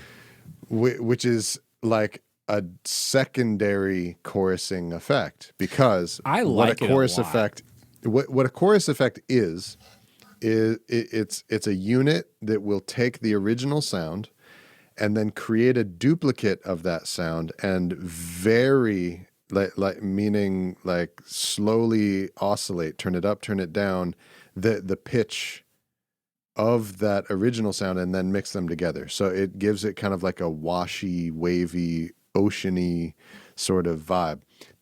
Probably the most famous, easily identifiable example of the chorus effect is the beginning of Come As You Are by Nirvana. Right. That's always what I think of too. Yeah. So this is that effect, and then another stage also mixed yet again with the dry original signal of the Wurlitzer. And so it's very subtle, and all the qualities of the original are retained. I like it a lot because, like you said, it has all those really inherently bluesy, guitar-y kind of textures that we love about the Wurlitzer. But it's that plus it sounds. There's just an added depth to it it sounds more expensive. Like it sounds like them trying to fake a Rhodes, sort of almost, which I really like. I think it's one of my favorite things about the sound of the record is that yes, it's a Wurlitzer, but it's a Wurlitzer that they had like a take on it. Right, they weren't just doing like a dry Wurlitzer. No, I think it's like a bespoke sound. They used a Wurlitzer to get to, and they use it almost exclusively in the mid-range of a keyboard that's already just a mid-range. Right, like the keyboard. I think how many notes is it? 61, 73, 64. So that's the one thing about the Rhodes that is. It does a lot better is the really low end and the really high end. Yeah, it's a huge range. The high end of the Wurlitzer is like bink, bink, bink. Yeah. So what do? They just they're like useless keys all the way to the top. They could have deleted an octave on either side of the Wurlitzer, and they just stayed in the meat and potatoes. And the thing about it that I think works so well is it mixes itself because it just takes up that thin lane. That's true. Where it's like, here's your mid range, what would have been the rhythm guitar. It's not going to fight with his beautiful high vocals because if you try to even get up there, it just doesn't hold up. So it blends with the high vocals well. It's not going to mud up the bottom end. It mixes itself. It finds its lane and it stays there. That's amazing. It's so true. When you sit down at like a grand piano and you start playing around with some notes, playing around with some chords, coming up with a little ditty that you're coming up with. You can sort of experiment with it in different octaves. Oh, let's try it down here. Let's try it up here. Ba-ba-ba. What about up high? And you have this nice wide open palette available to you and that you can experiment with. When you sit down on a Wurlitzer, you try it up high, you try it down low. It doesn't matter what you're playing, what you come up with. It sounds best in the middle. Yeah, always. It does. In the middle, it sounds incredible. It sounds amazing. I think Goodbye Stranger is the one where they showcase the middle, and then when it goes to the big B section, bling bling bling. That's as far as we get. Good. That's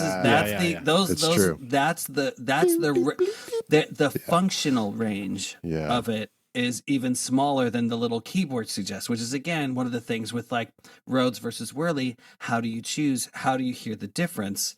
And that's one of the things to think about as well. And like the rhythmic light, think of that light touch. If you're going to be banging on these like really repetitive things, the responsiveness and it makes sense. If you were to have a Rhodes and a Wurlitzer next to each other and try to play these two parts, it would become clear to you which keyboard it should be on. Yeah. And then when you were going to play, something that's like R&B or something like that, it would become very clear to you why it should be on a Rhodes and let's not near play this Wurlitzer. No. Because it sounds too much like an electric guitar. It sounds too much like it's barking and honking and speaking too clear. It's breaking up. Too much. Yeah. It's not mellow enough. Yeah. Nope. Yeah. Nope. And the other thing about how the Wurlitzer gives you that endurance to be able to play Child of Vision, which is, how long is it? 7.5 minutes? Yeah, it's 7.5 minutes. Right? Yes. Yeah. By far, I think by over 2 minutes. I mean, the first track's like 5.5. Well, wow. I never noticed how long Goodbye Stranger. Goodbye Stranger is almost 6 minutes long. Oh, wow. So it's not long enough. Well, because it's got not long, because it's got that long guitar. You dropping hints about your favorite song? Jesus, this early? Yeah. But it's not just the endurance that it would otherwise take to get through one take of the song. It's how many takes you can imagine he must have taken on that song. Yeah. When they're in the studio taking it, because like we alluded to before, the recording process of this album was very, very nerdy. I'm sure. And very meticulous. It sounds like they like daisy chained multiple like 24 track recorders together, which is a really insane, complex way. I could never imagine recording myself. I dare you, dear listener, to figure out how to do that. Yeah. But they spent 1 month tracking this album. The first almost entire week just to get the drum sounds. Just doom, doom, boom. That's awesome, boom. though. That's fucking awesome. Peter Henderson and Russell Pope, the two like main engineers in there, tweaking, getting unreasonably perfectionistic. Ding, ding, ding for a week before they're ready to. Okay, now you can start playing the drums. Now you can start playing the songs. For context, like I used to work at Capitol Studios, and I used to work in like Studio B all the time, and like we would. Big, huge album, sessions would do that too. Huge artists would do that too. But we would do that in the morning before they got there for maybe 20 minutes, 30 minutes. We'd figure that out before they got there. And that's even at a place like Capitol or something. You know what I mean? It's like, so like, yeah, the money required. Let alone 6 days of the actual A team of the engineers in there on this. You show up in the morning, you work, you have lunch, you keep working, and then you go home, and then you come back, and you're still working on drum sounds. That's crazy. Okay, a month of tracking, then 7 months of overdubbing. Wow. They spent 7 months doing overdubs. It's crazy. And then, after that, they spent a month mixing this album. That I can definitely hear. Yes. The mix on this, I think, is wonderful. It's getting really their great, heads way up their own asses, going around in circles around with the mix. And yes, you can hear it. You can hear the perfectionism. And God, it sounds so good. Especially, honestly. It sounds so good. I think especially in like the bottom end. Like the bottom end has like one of the things about some 70s records is that, especially like on vinyl, they can sound a little thin. And I listen to this, and like the mix is, it really cuts through. Even the bottom end has like tons of like definition to it. It's just like definition, yes, yeah, it's a lot of clarity. You can hear the details everywhere, and like I think it was you, Patrick, who pointed out in the beginning how you can, or maybe both of you guys were talking about this. You can hear everything clearly. Everything speaks very clearly in there, and like. Say something to contrast this with, like what does an album sound like when you don't spend this much time and you don't get this perfectionist about it? Like one of the ones that we've done on the show would probably be the David Allan Coe record. Sure. Rest in peace, David Allan Coe, who just passed away a couple days ago. No, it was this morning. Today? It was today. Pretty sure. Christ. That's when I found out about it. Anyway. Rest in peace, David Allan Coe, who passed away today. But you listen to that album, Long Haired Redneck. Any thought? Do you know "Long Haired Redneck" by David Allan Coe, Patrick? I do not. I do not. I don't have thoughts. It's a really good sounding record. It sounds great, but it sounds great, like almost in spite of the mix. Like it sounds great because it was recorded in a great room and stuff. It's like with great musicians. Like and they probably spent 10 minutes mixing each song. Like they threw it together. You can't hear the cymbals. There's like the band plays hits, and you can tell.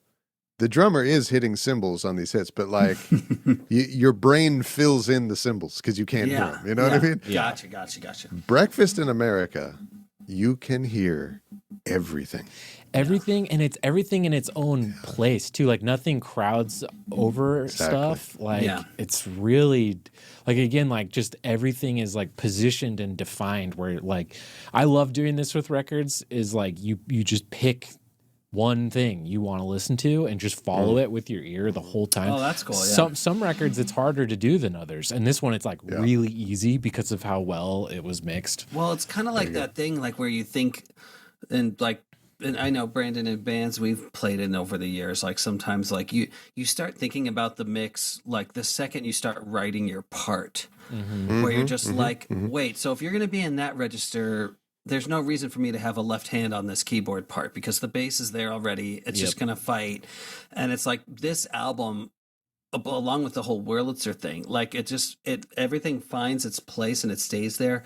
The drumming parts are so we haven't even talked about the rhythm section, which is... I know. It's the most tasteful, like beautifully placed, like original. Like it's not... it's everything's so detailed and like it was written on staff paper. Yeah. Like Yeah. that hits too much. Erase that one. Let's just do eighth notes there instead of 16ths. Yeah. And I wouldn't be surprised if that level of intentionality did go into the writing and the playing of it. These guys were all playing off of charts. I wouldn't be surprised because they, like I said, this is that nerd music. This is that music school music. I think you can hear it. For me, I got to shout out the bass player. His name's Dougie Thompson, who I'm not like familiar with him at all, but like that's where I think you can hear exactly what you're talking about, Brandon, because he doesn't play like his bass parts are too intentional. They're too like playing here but not here, right? Yes. He's not just like he's definitely not playing bass how I would play bass, and he's not like just playing along with the song. It's like this really he's orchestrated a part and orchestrated. You're right. It's very orchestrated, like to the nth degree. Even when you get into the bass player, like that's a really great point, and the bass parts especially, because there's a lot of parts that are like two-handed piano parts. Like there's little bits in which I will fake for you now that are little movements that the keyboard does in logical, and it's like the bass doesn't play those, even though, like you said, in a traditional setting they would, but it's like.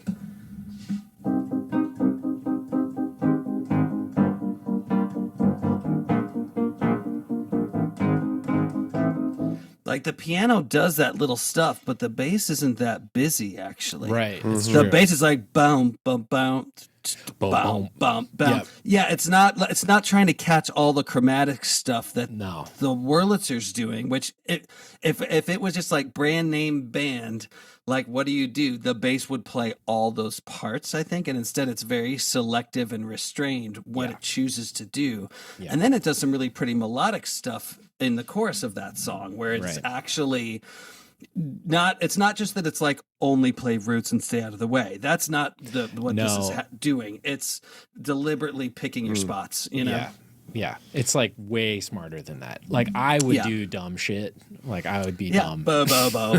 Yeah. And that's like, what feels that if I were to first hear that keyboard part, I would think, oh, the bass should follow what the left hand of the piano or the keyboard is doing. Yeah. It's a nicely written stuff that's in there. Yeah. But it's way more effective the way they did it. Agree. Yeah. If the rest of the arrangement wasn't so incredible, I would be obsessed because of the bass playing. Sure. Agree. Because of the bass parts. Yeah, I agree. They're not the featured, and the way he plays in a way that allows the keyboards, like Davies and Hodgson, to like take center stage, and by doing that, it actually makes his bass parts cooler. No, that's actually true. And actually, it's funny. I was just thinking of like the beginning of the logical song is a da da da da da ba da da. Yeah.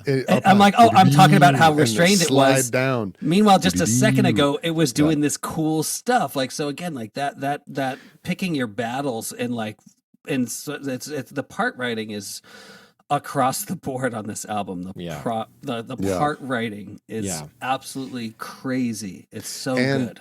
And to go back to all the crazy amounts of time that they spent in the studio to get this record right, because remember, they needed this record to succeed. They couldn't afford for this record to not be a hit. They tracked all of the basic tracks, the drums, the bass, and the main keyboard or the main guitar or whatever, together in live takes, and without splices. None of these songs on here are spliced, part to part to part. Every bass part, every drum part that you're hearing is one continuous performance all the way through of a take that they kept. Wow. So even all that stuff, in the beginning, it's all in there. Wow. And they spent so long at that studio at the Village Recorder in LA that it got to the point where Roger Hodgson just got a Winnebago and put it in the parking lot and just started living in the Winnebago in the parking lot. That's so rad. Just because he was just going to come back the next day. That's so rad. I love that. That's perfect. It's funny because it's clear that most of this was done at the Village, but for some reason, when I found out they mixed it at, it's called Crystal Sound in Burbank, I just could not get out of my head that this was now a Burbank album to me. Yeah, right. Yeah. Beautiful Burbank, California. Beautiful Burbank, California. But which is where center staging is. That's all I could think about. I was thinking about you, and I was like, "This is probably they probably mixed this right by center staging or something. It's probably like right over there." I mean, center staging is up by the airport. Burbank is a pretty big place, but it might be. Crystal Sound is probably might not even be a studio anymore, as far as I know. I have no idea. But because the reason why they went over there and mixed it at Crystal Sound instead of Village, I can't talk. Whiskey, what are you doing to me? Instead of at Village is because they essentially, as they were mixing in that month-long mixing phase, they didn't like the sound of the console that they had there at Village. They're like the EQ units that are in the channel strips. They're like they're too harsh. Wow, it's not buttery enough, man. We can't mix it on this console, so they ended up going over there. Did you know what console it was that they had? Is that detail list? I'm sure it's somewhere out there to find. But it definitely is out there. It's probably in a what's that? It's magazine? Like an API versus a Neve versus a Trident, something thing like or that. Something. Yeah, because I feel like there were consoles. Like I feel like I'm not nearly knowledgeable enough to discuss this, but I think there was a pretty big differences probably in what they were used to recording on back in the UK, maybe that has a different sound than what they were on. Maybe there's some distinction there. I wish I knew. I don't know the make of the console that they ended up keeping at Crystal Sound. Okay. But the one, and I've had too many whiskeys. I also forgot what kind of a console it was that they walked away from. But suffice it to say, they didn't like. But it's interesting though, because point remains, the one that they walked away from mixing, that is the console that they tracked every single track through. So this is also a testament to for our young and budding audio engineers out there, which is that there's not necessarily like one tool that is the right tool for every single job, because unless it's a Wurlitzer. Supertramp loved what's that? Unless it's a Wurlitzer. Unless it's a Wurlitzer. Yes, old Wurlitzer's right every time. But Supertramp loved the sound and got this sound for tracking all of their raw tracks with this one console, and yet it was completely unsuitable to get the final mix on. You know? Yeah. So and the crazy thing about the mix too is it's like apparently it was like they were hardcore mixing it every day for like 2 months. And the only reason they finished the mix was not because they were like, and it's finished. It's because their deadline came. Right. They like weren't even happy with it when it was they finished mixing it. Got yanked out of their hands. Yeah, which is crazy to me. And I think honestly, sometimes you need to just stop though. Like I love the perfectionist stuff too. Yeah, I love the perfectionist stuff too. Most of the time. Yeah, but it's like that thing where it's like you're never finished. You just stopped at some point. Like that's literally true of this album. Yeah. Like, yeah, that's a great way to put it.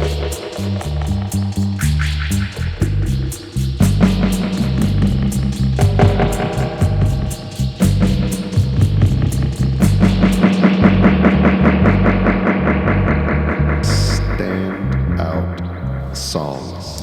yes.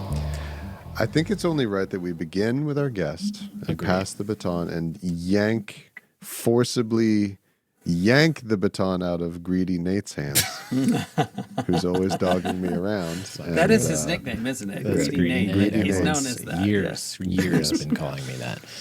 Oh my gosh. So Patrick, what are your standout songs that aren't your favorite or best? Yeah, that's important. However, so it's kind of like your need runner to be highlighted. Must be highlighted, but like not your number one or number two necessarily. I think that honorable mentions. Yeah. Given what I've already said about how important I think to this band and to this album Hodgson is, Goodbye Stranger. You can pick a Rick Davies song. I knew it. I knew it. Yep. It is such a good song, and it's such a great combination of the two of them vocally. I mean, it's a perfect combination of the two of them vocally. It's still got the tried and true Wurlitzer. That song is so good. And I also read little nugget that initially they were going to call the album that for a while. Rick Davies really wanted to call it Goodbye Stranger. And that's also a great name, by the way. But that song, and it's the one that makes me laugh because, again, like when you go through the album and you were to pick, okay, which songwriter did which, not just based on who's singing, just by the nature of the song. That's one that I think sounds more like a Hodgson song because it's so airy and it's so fun. Yeah. And it's so good, and it's not too bluesy. There's little chromatic things that happen, and sure enough, it's a Davis song, and that's where I think those like the stereotypes are like the easy, narrative of what this was is probably a lot more complex, especially when you're talking about 9 months in a studio together trying to finish these songs. Yeah. So just to be like, this is the blues guy and this is the pop guy, that's a way oversimplification. It's an oversimplification. And that song in particular, I'm just like, oh my gosh, what a song. We all contain multitudes, Patrick. Yes. Yeah. Amen. Yeah. Amen to that. Exactly. Okay, Brandon, how about your standout song? We're only doing one. I think we're doing one because there's three of us. Okay. Well, one last little note on Goodbye Stranger, since you brought it up. I had a note on that one because I have a lot of notes on just how freaking fantastic a lot of the lyrics are. Oh yeah. On all these songs, and there's one like lyrical thing that involves Goodbye Stranger, and this is funny because when we were talking about the Shags, I gave the Shags a lot of shit for having contradictory lyrics on their album. Brandon was beating up on a couple of 16-year-old girls. Dot Wiggin on one of our prior shows. Teenage girl. Like, this is terrible. Do it again. No. Patrick, are you familiar with the Shags' philosophy of the world? I'm not. This is generally considered to be the worst album ever made. Yeah. Oh, okay. Yeah. And so it was made by three teenage sisters who don't play music, who were compelled to play music by their dad. Literally forced to make this album by their dad. Yeah, without any background in music or. I'm getting more curious about it. It's every fascinating moment. It's a fascinating album. So I was totally bagging on the main songwriter sister. Because one of the songs it's about like, oh, I don't understand why I feel the things that I feel. And then there's another song later that's like, how come people don't understand the feelings they feel? Are they stupid? And like, well, which one is it? Right. But you have Goodbye Stranger, which is essentially like, yo, girl, monogamy ain't for me. Like I got to be a rambling man. Mm-hmm. You can't tie me down. I'm not, down for not dedication. What's the word? Commitment. Yeah. And then there's also by Rick Davies, "Oh Darling," which is like the lyrics are just so like dedication. Like I'm gonna think about you, dream about you all the time, But on a second listen through, it sort of seemed to me that the "Oh Darling" lyrics are actually do make a lot of sense and are thematically tied with Goodbye Stranger, which could lead to people thinking that this is a concept album, because the "Oh Darling" lyrics are more like a rambling man who is fine leaving the women, but once a woman is going to be the one to leave him, he's like, no, please stay. Don't leave me. Oh my God, I'll do anything. I will do anything. Please don't leave me. You know, like a boomerang situation or something. But that's a great point. Yeah. Anyway, and lyrically it is good. But now, so wait, is that your standout song, or was that just you following up on My Goodbye Stranger? No, this is just That's something that I wanted to say about Goodbye Stranger. Yeah. All right. So who's next for a standout song? Definitely Brandon, or I'm gonna have to fucking hear about it. Okay, I want to say. I have a couple that I could say, but I'm pretty darn sure that one of them is going to be Patrick's probably both favorite and best. So I'm not going to say it. Okay. So that we can save it for that. I'm going to say Child of Vision. Okay. Wow. Child of Vision is a standout song for me. And a lot of it has to do with just how impressed I was with his freaking wrist dexterity and endurance. But I found out today it's actually not that impressive because it's not that hard to do that on a Wurlitzer. No, it is still incredibly impressive. It doesn't make sense to play anything even like that on a Rhodes. It has to be that percussive-y, like another instrument you could play something like that on that would feel like part of the nature of that instrument would be a clav. A clav would be like conducive to that kind of it sort of pushes back and lifts your hand back up again for you. quick enough for you to actually hit it with that pulse. But it's still, but for that still, I thought the same thing. I was like, they couldn't have played that for real. Like that's just like, it's so long, and of that rhythm is crazy. Like, at any other point later in time, this would be a sequenced part. This would be a keyboard part that's played by MIDI. But this is just a dude played this, and it went on tape, and it's ridiculous. And just that the song, I feel like it's the best.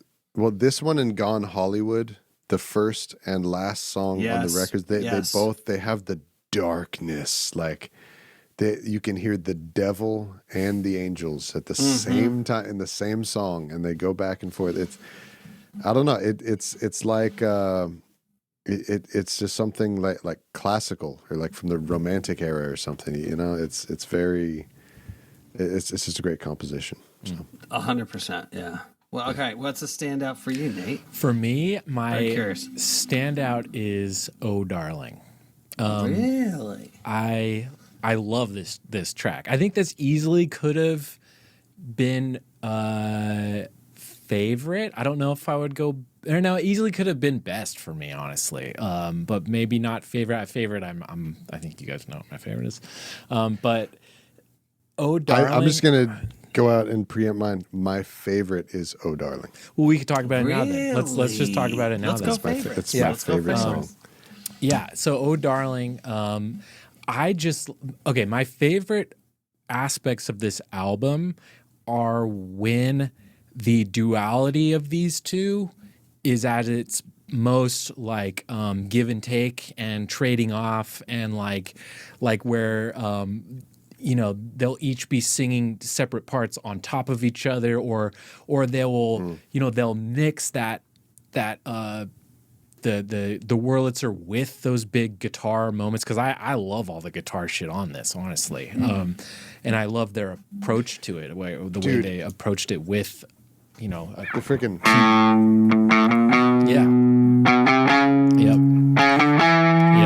that, oh my god. Yeah, it's like this one. Yet another thing that you would normally think that a keyboard part would play in support of a guitar, but it's the other way around. They flip it, and it's really, really brilliant.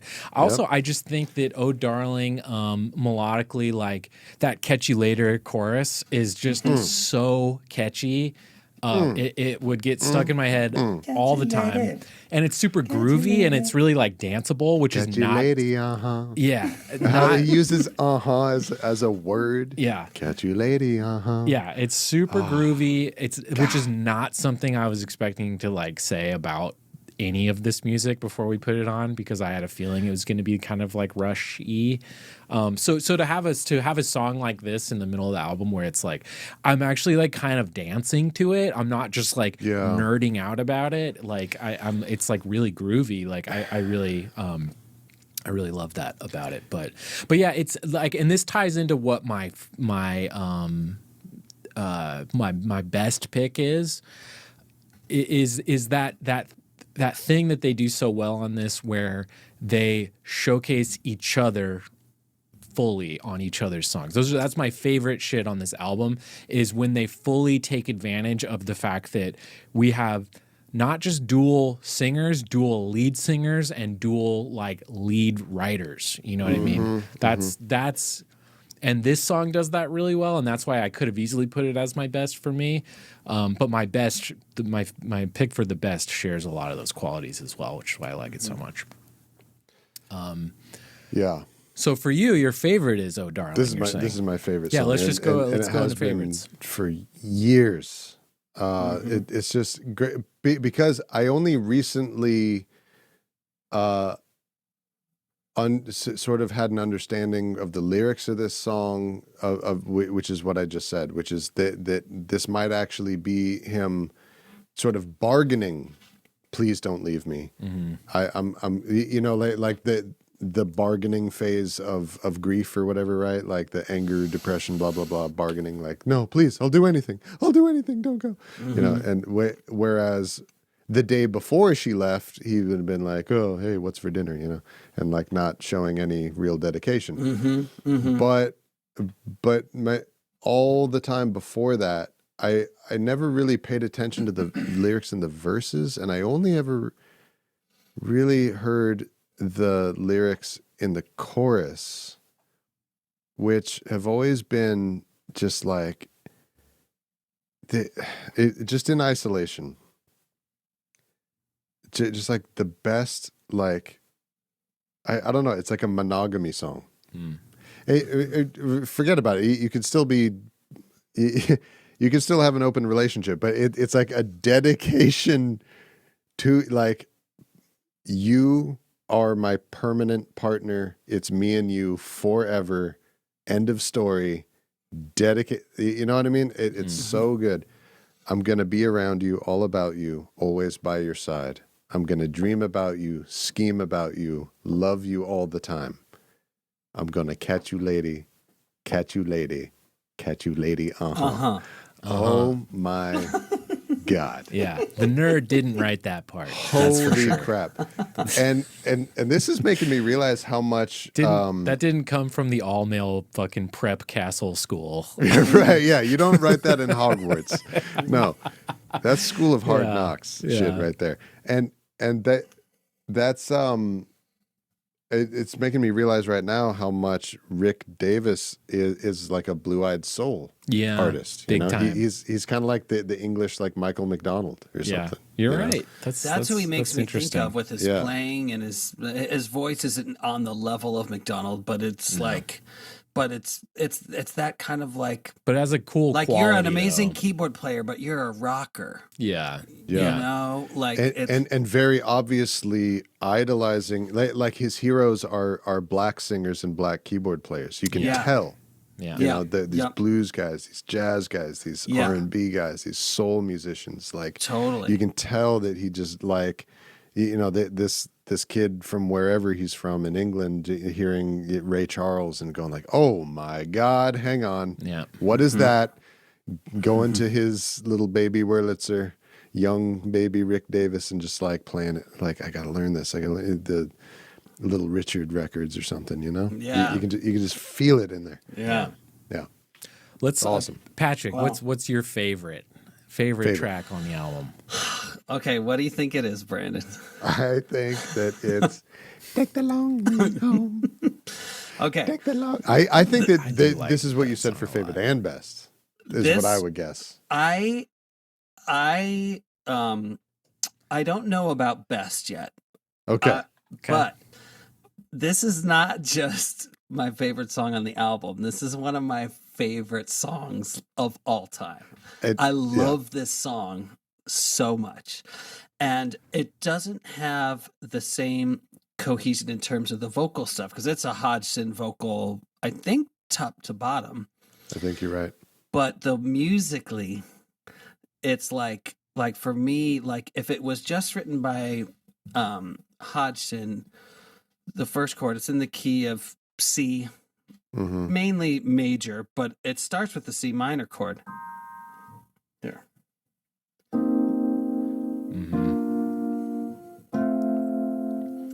Now we're back to C, but it's major. I think if just Hodgson wrote it, it would have started in major and just been.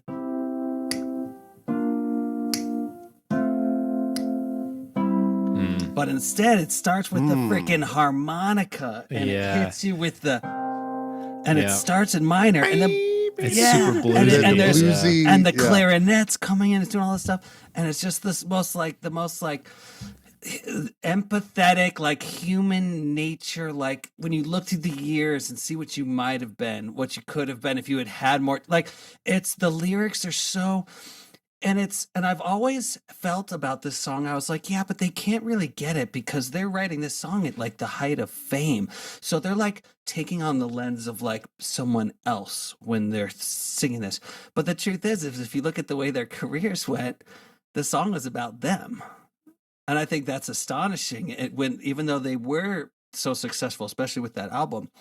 But the way that I was just like, oh, they don't get it. They're singing, they're singing like something that I've felt about my own life so distinctly. But they don't. They're just looking. They've like created a character that they're speaking through because they're like they have millionaires paying for them to hang out in studios. Like what do they know of pain and lack of fulfillment of potential and all that stuff? But the truth is that they probably experienced it in their lives, didn't really realize that this was the top, and also from then on. They're kind of that person when you're up on the stage. It's so incredible, unbelievable how they adore you, Yeah. And just the lyrics of that song are just like, they're so human and so vulnerable and sensitive. And just like, when you look at your life, when you feel like your life's become a catastrophe, like that's such a great lyric, it's so dramatic. It's so good.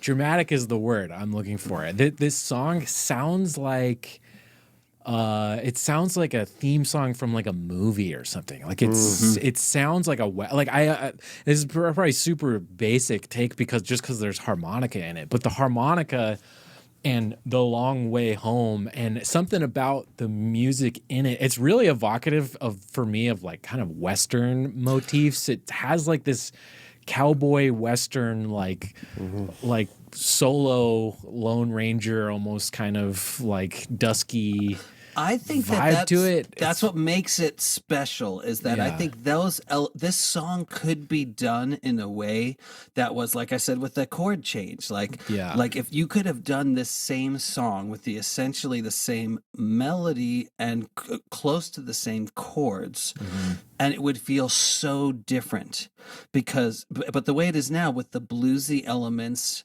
that are coming in with the harmonica and the clarinet and all this other stuff, there's that mixture, which is the bittersweet nature that is in the lyrics as well. It's like I'm happy for what I have. I know I should be grateful, but I'm wistful. Yeah, and it sounds wistful. Wistful's a really good descriptor. How do you make a song sound wistful? Like you mix major and minor, you mix dissonance with consonants, like it's that's and instrumentation choice, like picking a harmonica, an instrument that is so like evocative of being alone. It's like so many times in media when you see a harmonica being performed, it's like a character in a movie alone by themselves, right? It's the instrument that you play when you're in a jail cell. Yeah.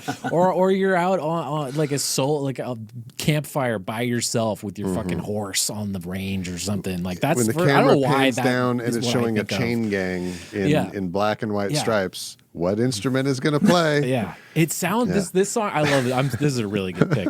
This song sounds like a fucking movie to me. And you know what's crazy? Yeah. It sounds like a Western to me, but it sounds like an 80s Western. Like it's looking forward. It's like it's really progressive in the, not in the progressive rock sense, but in the progressive, like they were writing music that was like in vogue like 10 years after this. Like it sounds like music that became popular because of stuff like this. Like they were just on the forefront of this kind of like writing, and it sounds really cinematic to me. It's just like I love stuff like that. Oh my gosh. I love so cinematic. I love songs that make me feel like I'm watching a movie. Like I can just picture it, you know. This song is such a story, and I love that it's a song that sounds like it's gonna fade out, but it's not a fade out. At the end, it's Long Way Home. It's like the person, like he maybe went through his day and he thought about his life, but then there's a moment where he's really by himself and he's really thinking about that deep shit that's a little scary. It's a live, yeah.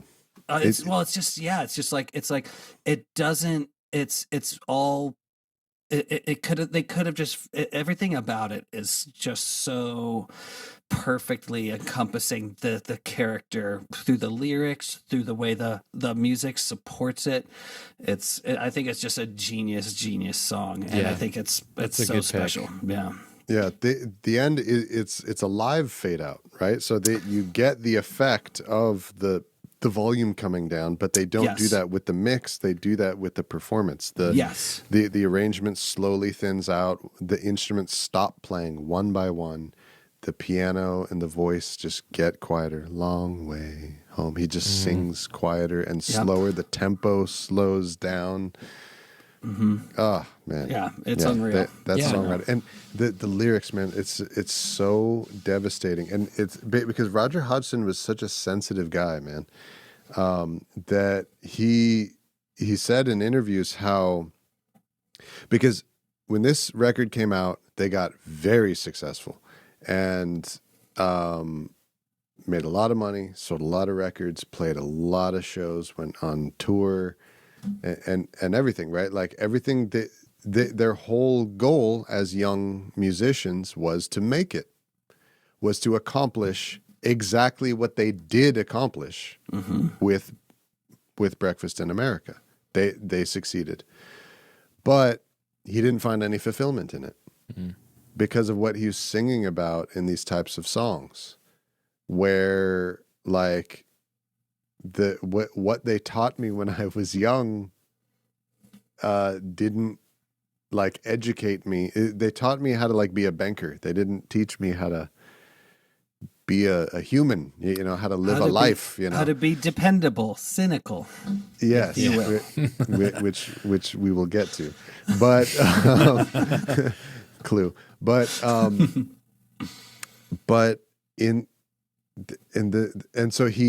the reason why he left Supertramp was because he had already achieved this success. It didn't feel like how he thought it would feel. It didn't like make him feel good in all the places that he thought it would fix about himself. And then his children were starting to be born. And so he decided, I'm just going to like actually raise my family. And that's why he left Supertramp. And then he came back to touring like full time once his parents, once his children grew up. It's the way to do it. Yeah, and he's such like a sensitive dude. And so the reason why I bring that up, these lyrics in "Take the Long Way Home," they're so devastating, dude. And when you look through the years and see what you could have been, oh, what you might have been. If you had had more time, like, what are you supposed to do with that, dude? Turning fucking 35 hit this generation like a fucking train. Yes, but they're all like this. This is how Pink Floyd is too. Like every song is about like exactly, dude. Have you ever thought about time? Oh my god! The lyrics to the song "Time," and you run, catch up with the sun, but it's sinking. Racing around, come up behind you again. Yeah, you know, shorter of breath, one day closer to death. Like it's like fuck you, dude. They're totally the same. It's this same trauma from fucking English boarding schools. I'm telling you, it's the same thing. You're right. These guys are from the same generation. It's the same thing, but it's just like a little bit of a different flavor. Like, you know, Roger Waters and Pink Floyd and all those dudes. They're a little bit more snarky. They're a little bit more it's meaner. Fuck you and angry. It's meaner. And Supertramp are just not mean guys. Yeah, you know. I like it. It almost feels more British than something like Pink Floyd. Pink Floyd feels very Roger Waters, who is British, but this feels more a little British, bit of a son of a bitch. Yeah, yes, but okay. All so favorite, Brandon. My favorite is "Oh Darling." Awesome. Patrick's favorite is "Take the Long Way Home." What is Nate's favorite? My favorite, song? I think it's a little on. I as like a new guy to Supertramp, it's "Goodbye Stranger." I mean, it's so awesome. Like that is a valid choice. That is a completely valid choice. That song. Look, the part in Boogie Nights where that song is playing is so fucked up and devastating. I can't really remind me it. Which part.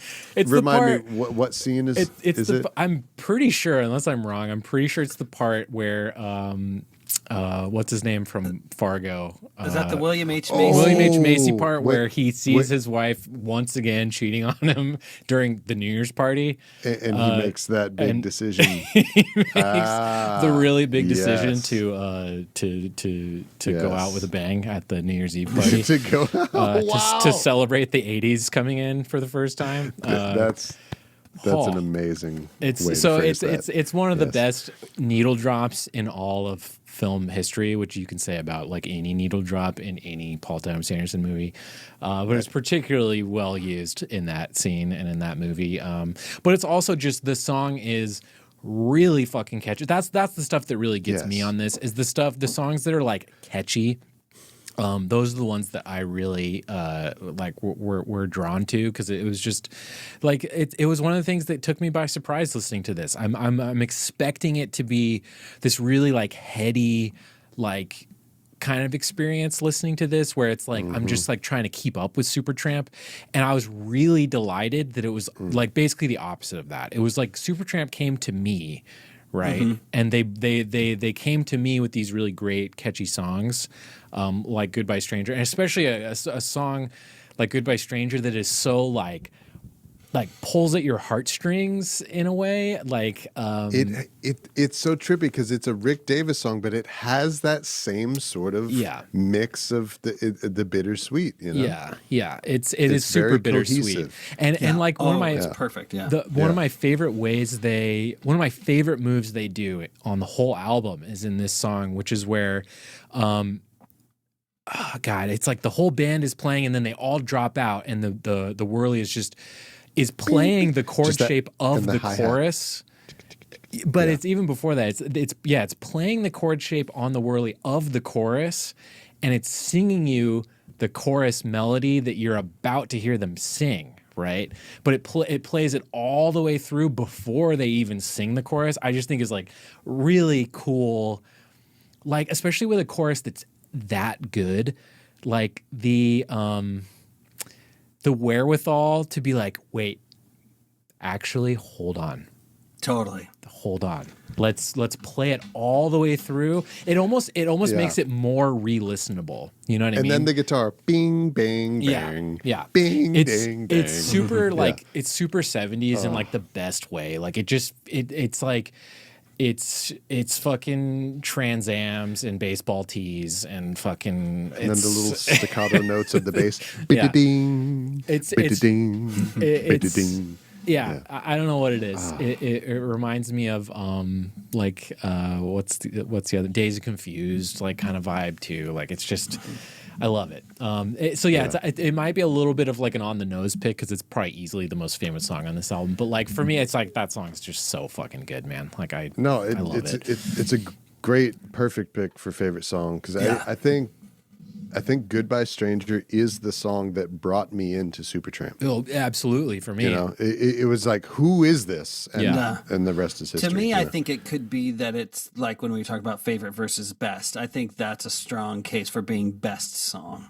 That was my biggest struggle. It's such a good song. It was that was my struggle because it's for me it's so clearly my favorite. So I'm like, it has to be favorite. But I'm trying to, Patrick. I have a problem on the show where I get us to play this game and then I kind of don't play the game. So. Yeah, you always your favorite's always the best. Yeah. It's the best because it's my favorite and it's my favorite because it's because I like. No, it's a specific thought exercise to do that because I also is. think that another shout out for best could be Gone Hollywood. The first track is songwriting wise is insane. As a craft, as like a crafted piece, it's unbelievable. Let's go into best. Let's do it. You don't have your best yet, right? No, I think that probably the more I think about it, "Goodbye Stranger" I think is the best song. Okay. I think in terms of like it's flawless. And like the things that I like about my favorite song is because it's this own separate world that it lives in. Like you said, it's so cinematic that it's like, oh no, it's too much of an adventure for it to be just like, oh, pure songwriting form. "Goodbye Stranger," boom. How do you? You can't really write easily a better song than that. Yeah. You know? So you're going best Gone Hollywood. I think best. I think best is "Goodbye Stranger." Goodbye Stranger. With a honorable mention to "Gone Hollywood" because that is such that as an ambitious piece is, I think, very impressive. But I think "Goodbye Stranger" is what I think is best. Okay, yeah. Then I want to jump since you've set it up perfectly for me. Okay, great. Good. And I really want to use this opportunity to cut in front of Brandon at least once during the show, during this section. Are you going to take my best song? I'm taking it. Now it's my turn. We're going back to me. We're skipping you. See how he dogs me. No, you. Only reason I'm doing that is because you set me up perfectly. Because my best is "Gone Hollywood." I think it's so fucking good. Nice. Like okay, and what I was saying earlier about how "Oh Darling," it's the way they craft it, where they give equal time to each other and they showcase each other's talents so well, and that's my favorite shit on this album. And Gone Hollywood has that, I think, even better in a lot of ways than "Oh Darling," like in that respect, that they like are trading off like that. It also has like these it's so clearly like a piano song. It's one of the only songs that has no Wurlitzer. I know, which is ironic. It's an actual piano. But it feels like it too. Like it feels really big and grand, almost like a musical piece or something. Like this almost feels like what's the Jesus Christ Superstar or something. Very much in that world. You know, totally. And because it's so clearly like this really well thought out, like piano driven piece of music, but that is emphasized and like has the balls of like big awesome guitars, you know. And then once you get into that big guitar thing and the band is like going, they have a chorus that is impossible without both of their completely distinct parts, right? That is how you sing along to the chorus. Is there's like na na na na na na na na na, and then na na na na na na. It's like they work together, right? Yeah. And it's a really unique way to do a chorus, and they do it all the time on this album. But this is probably my favorite time and like way they do it. It's the most both of them song. It's super both of them, and it's awesome. They did it. They put it out first. It has this really big, long progression where it starts really quiet and then it just gets like super huge and stuff. I think this song is just super, super fucking impressive as like a piece, you know, and it feels like a piece, you know. Totally. I totally hear you in all those ways. Like that's why like when I just kind of looked at it, I'm like, and analyzed it, I was like, this is such a good song. I feel like if we're looking at best, just sheer craftsmanship. It's so good. and scale. Yeah, but you're right. It's between, for me, it was either Gone Hollywood or Goodbye Stranger. Favorite best. They were interchangeable for me because they're both so good. But I do think that Goodbye Stranger is so obviously my favorite. Yeah. And Gone Hollywood is so impressive as like a piece of music. Yes. It's like it was that's how I got That's there. a good distinction. That's a good distinction with it for sure. Speaking of the symbiosis between the two songwriters, I mean it's a Rick Davies song, but the great lyrics that are totally resonating with Hodgson's themes. That ain't nothing new in my life today. Ain't nothing true. It's all gone away. You know, it's like that same devastating, like midlife crisis music. What is it? What is it all for?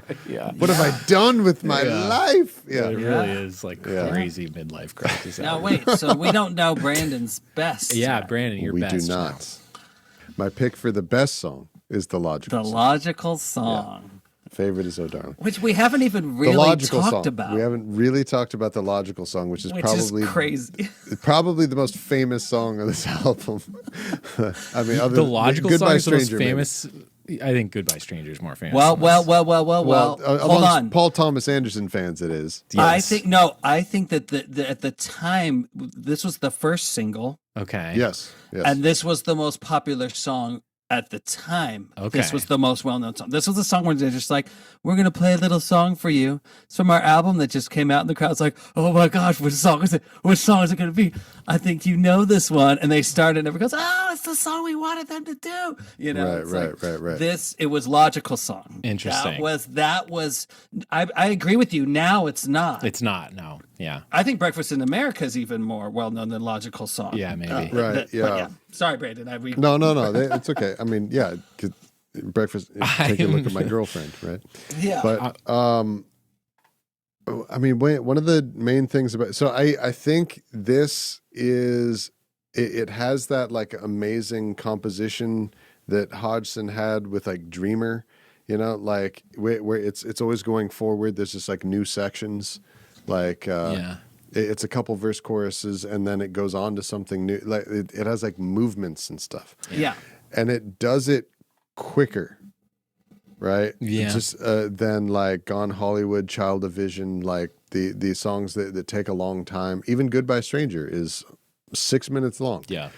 It doesn't feel like it though. A lot of these songs, they don't feel that long. And it's because of what you're talking about. There's like progressions within the songs where it's like there's whole movements like within the song where it's like, this is interesting right now. It's different, right? Like I think that The Logical Song is like the best of all these pieces of what make them great. Like it's just the best example of it.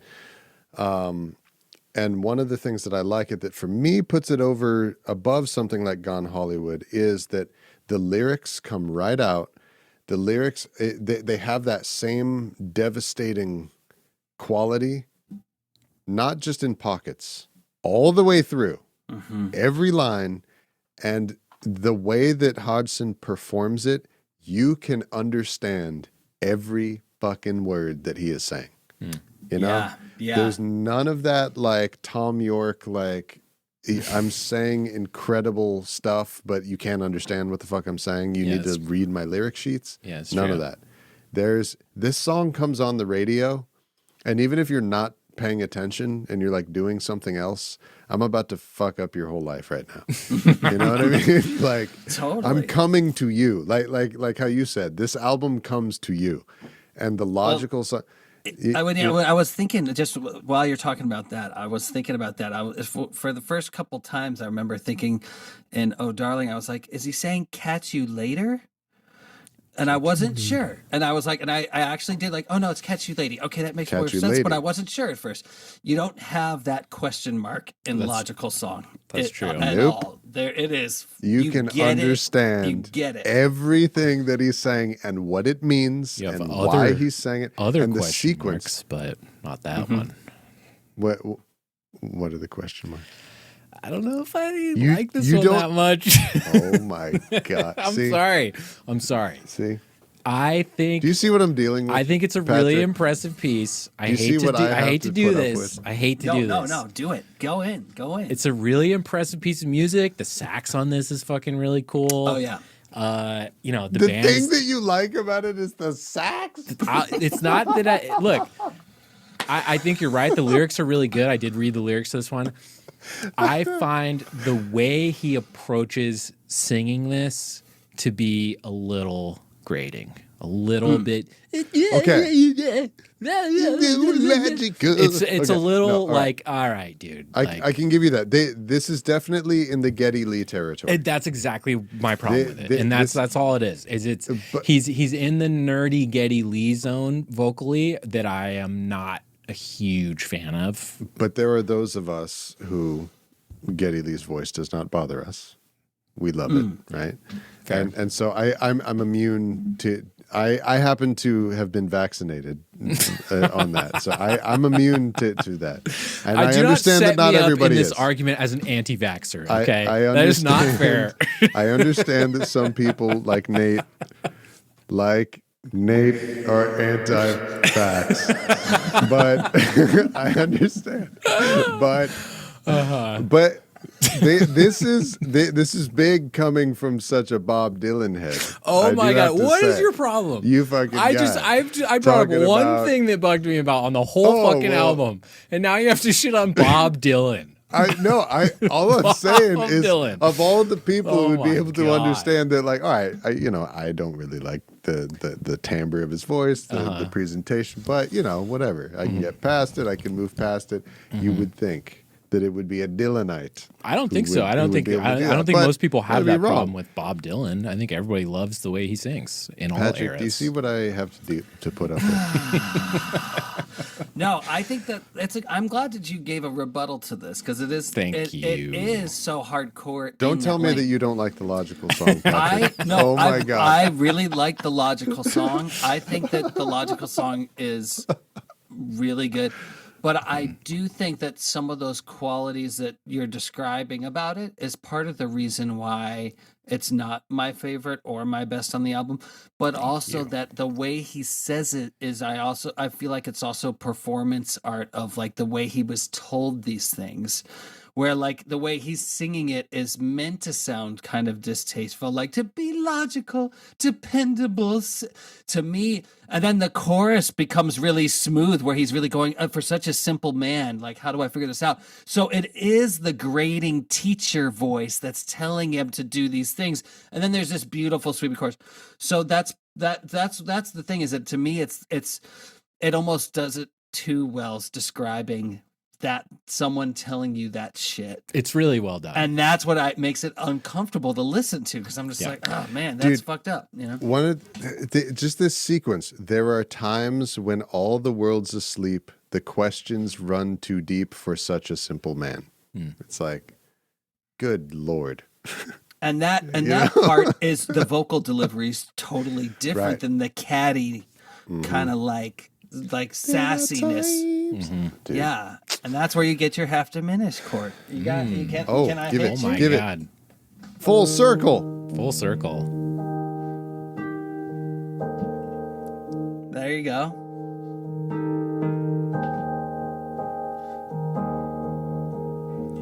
This is nerds, everybody.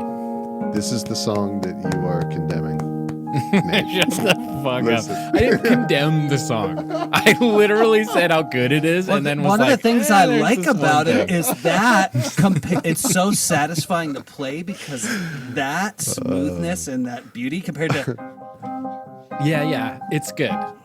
It's very good. That juxtaposition is what makes that song also like part writing wise special is that angry, like the churning nature of the verse versus the thoughtfulness of the chorus. And so the reason why I picked that as the best is because that mixing of the two disparate things of the A and the B together is obviously a theme throughout the whole record, Supertramp's music, and I just think that this is like one of the most. This is like where it's most effectively done Yes. on this album, and that's why. So Amazing. that's it.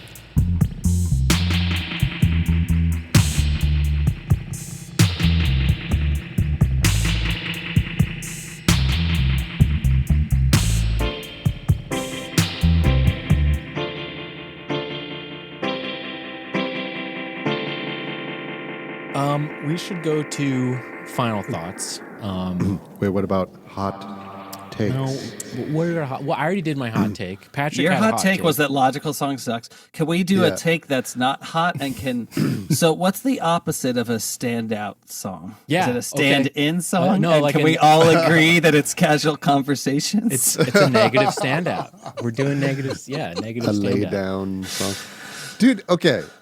Casual Conversations is the least strong song on the album, and it's a really good song. I think it's a perfectly.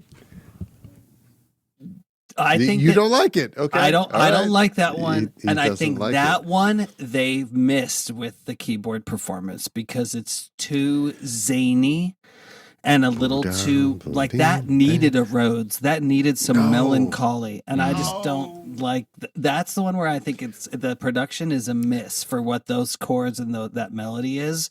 It trivialized it somehow, and that's why I just like that song. I could totally leave. I could totally leave that song. Dog. No. Okay.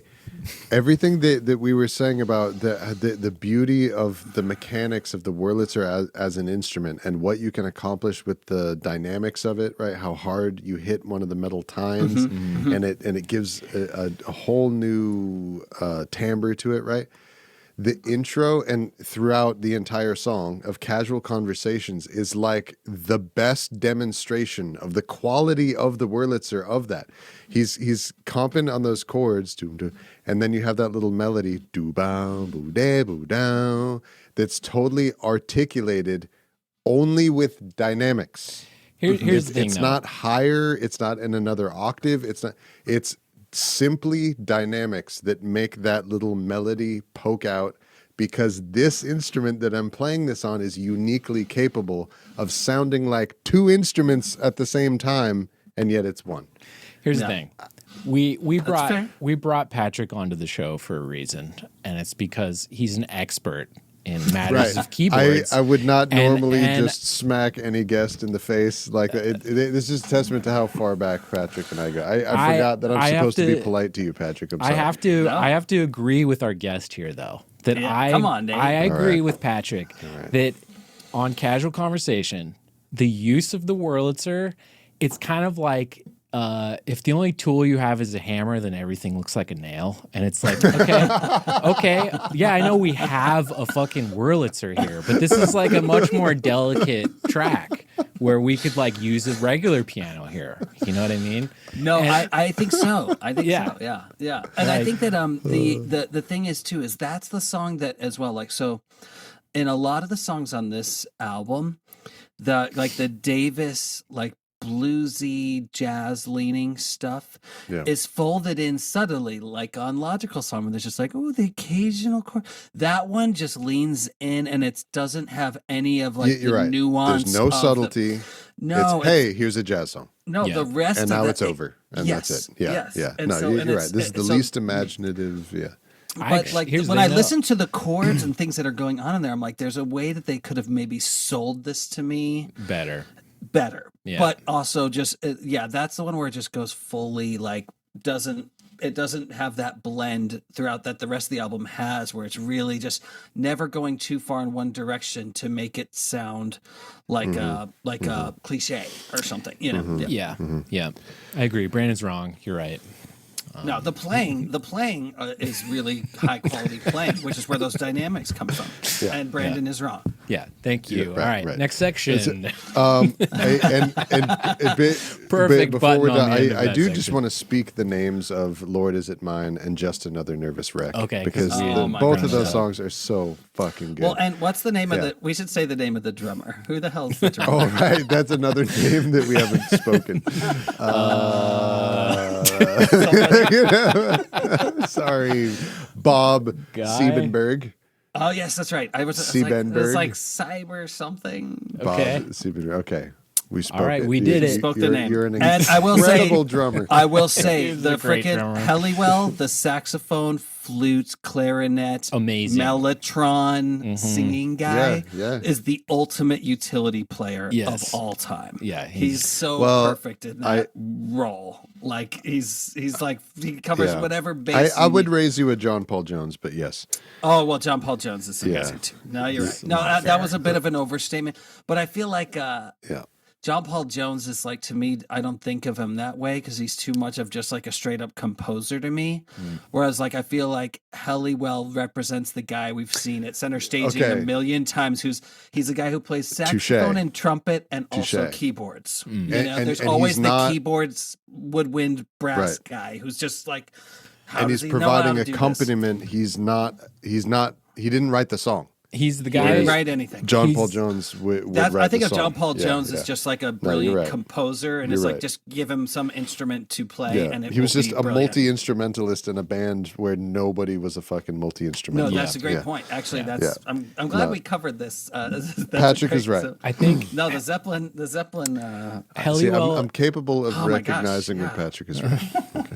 I think Helliwell is that guy in the band that makes your live show sound like your record. Like that's Yes, like you need totally. that guy in your Yes. band, or your The live strings, shows. Yes, Your live Yes. show's Yes. not gonna come across as the shit you recorded in the He studio. plays little ba da da da when you feel. He plays a little string line that leads to the chorus of on Take the Long Way Home. You're right. Yeah. That it wouldn't sound like the record unless there was somebody who could go do from that like shit. playing this to like, oh, I'll just throw a hand over and grab this string part real quick, like in between all the other shit I'm doing. You know? Yeah. Okay, I still need to. Go Oh, ahead. No, I was going to say I need to get off my hot take, but if you have something to do before I get to that, go ahead. No, give me the hot take. I'm ready. You ready? Yep. I don't know if you're ready. I might not be, but I Maybe can't you're imagine ready. you having a hot take for this because you're such a clear sycophant for this album. That's to the point where you call me an anti-vaxxer because I dared to say that the most annoying, approach to a fucking lyric I've ever heard was a little bit annoying. Yeah. Yeah, I'm really curious what this hot ass take is. Yeah, gonna let's hear it. Let's hear it. Not only do I like this album, I love it. Yeah. Hot take. Brandon Hot take. Wurlitzer. You heard No, it okay, here. I am curious. What is your hot take? Let's hear it. I don't have one really. My hot take is that this is not the best track list. This is not the best song order. I this love album. that. This is a very Nate Yeah. hot take right now. Yeah, I'm feeling my inner Nate Yeah, right you are. now. Really? And everybody has one. Really? So you don't And which I is why think- we all need therapy. And I was thinking about it. I think Gone Hollywood's a great opener. So that is the beginning of my thesis about the track list. Is I don't think that I love Gone Hollywood and it's an incredible song. I don't think that it's a strong track one. Really? What do you want as track one then? So I'll give you my alternate track list. Okay. For Breakfast in America. And this also remedies another problem, in my opinion, which is that going from Take the Long Way Home into Lord Is It Mine is a little bit too much same. Like those two songs sort of have the same, they accomplish the same effect and they're right next to each other. Yeah. So, okay. So track one, Logical Song. Okay. Track two, Goodbye Stranger. Okay. See how good of a track two is Goodbye Stranger. By the way. Yeah. No, Okay. totally. Track three, Breakfast in America. Track four, Oh Darling. Track five, Gone Hollywood. Gone Hollywood. I can get behind I this. hear it. End I can of get side behind A. this. So End of side side A, you just want to rearrange side A. You just And move. side B. You, just wanna- take Gone Hollywood and put it at the end of side A. That's all you do. Then flip it over. Side B, Take the Long Way Home. Into Just Another Nervous Wreck. Another hot whirly song. Yep. Then into Casual Conversations. Bring it down. That's a better place for that, actually. Then into Lord Is It Mine, which is to me is a fantastic penultimate song. Because the current track listing penultimate is Casual Conversations. Yeah, that sucks. That is weak. You're right. I don't know about that. That kind of plays into like the what is this doing here? Right. Nature of that song. It exacerbates how much it is the weakest track. It's not helping it out, you know?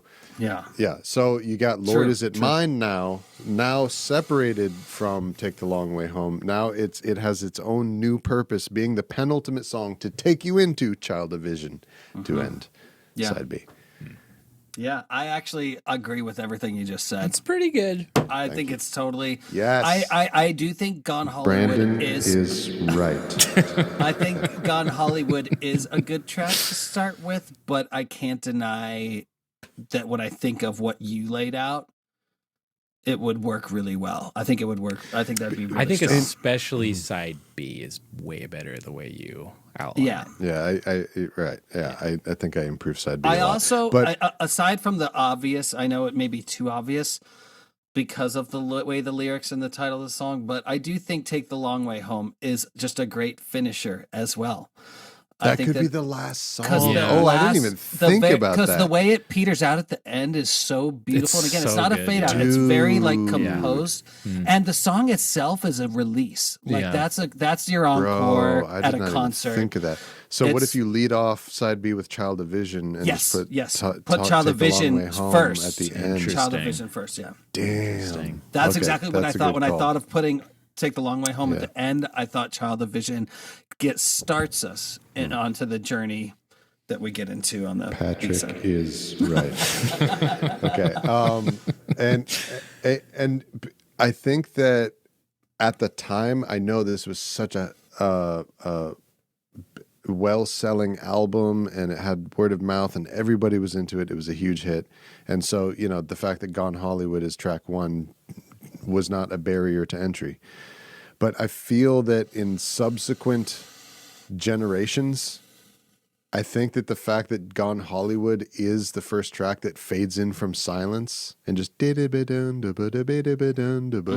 like I can just feel how many people listened for 25 seconds and just like didn't listen to the rest of this album. Not back in the day, though. Not in the LP right. days. Not back in the day. I'm talking about modern. Yeah. I'm talking about Spotify years. Sure. I'm talking about now. How many people will never even realize that Goodbye Stranger and Breakfast in America and Oh Darling and Just Another Nervous Wreck and Take the Long Way Home and Child of Vision and all these songs are on there because of how much Gone Hollywood is to get past in order to get in there. It's a very 1979 opener in the album era, but like nowadays, it kills an album to have a song like that as the track one.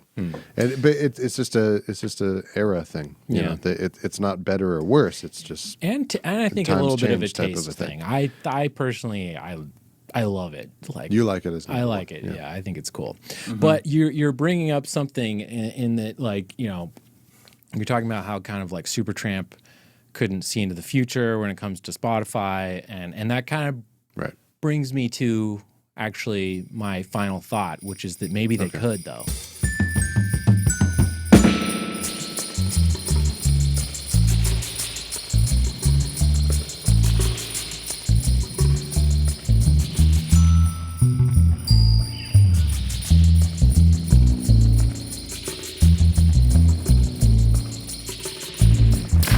I don't know if you guys they could see Spotify. No, maybe they could see into the future. I think I know where this is. Maybe they could see into the future.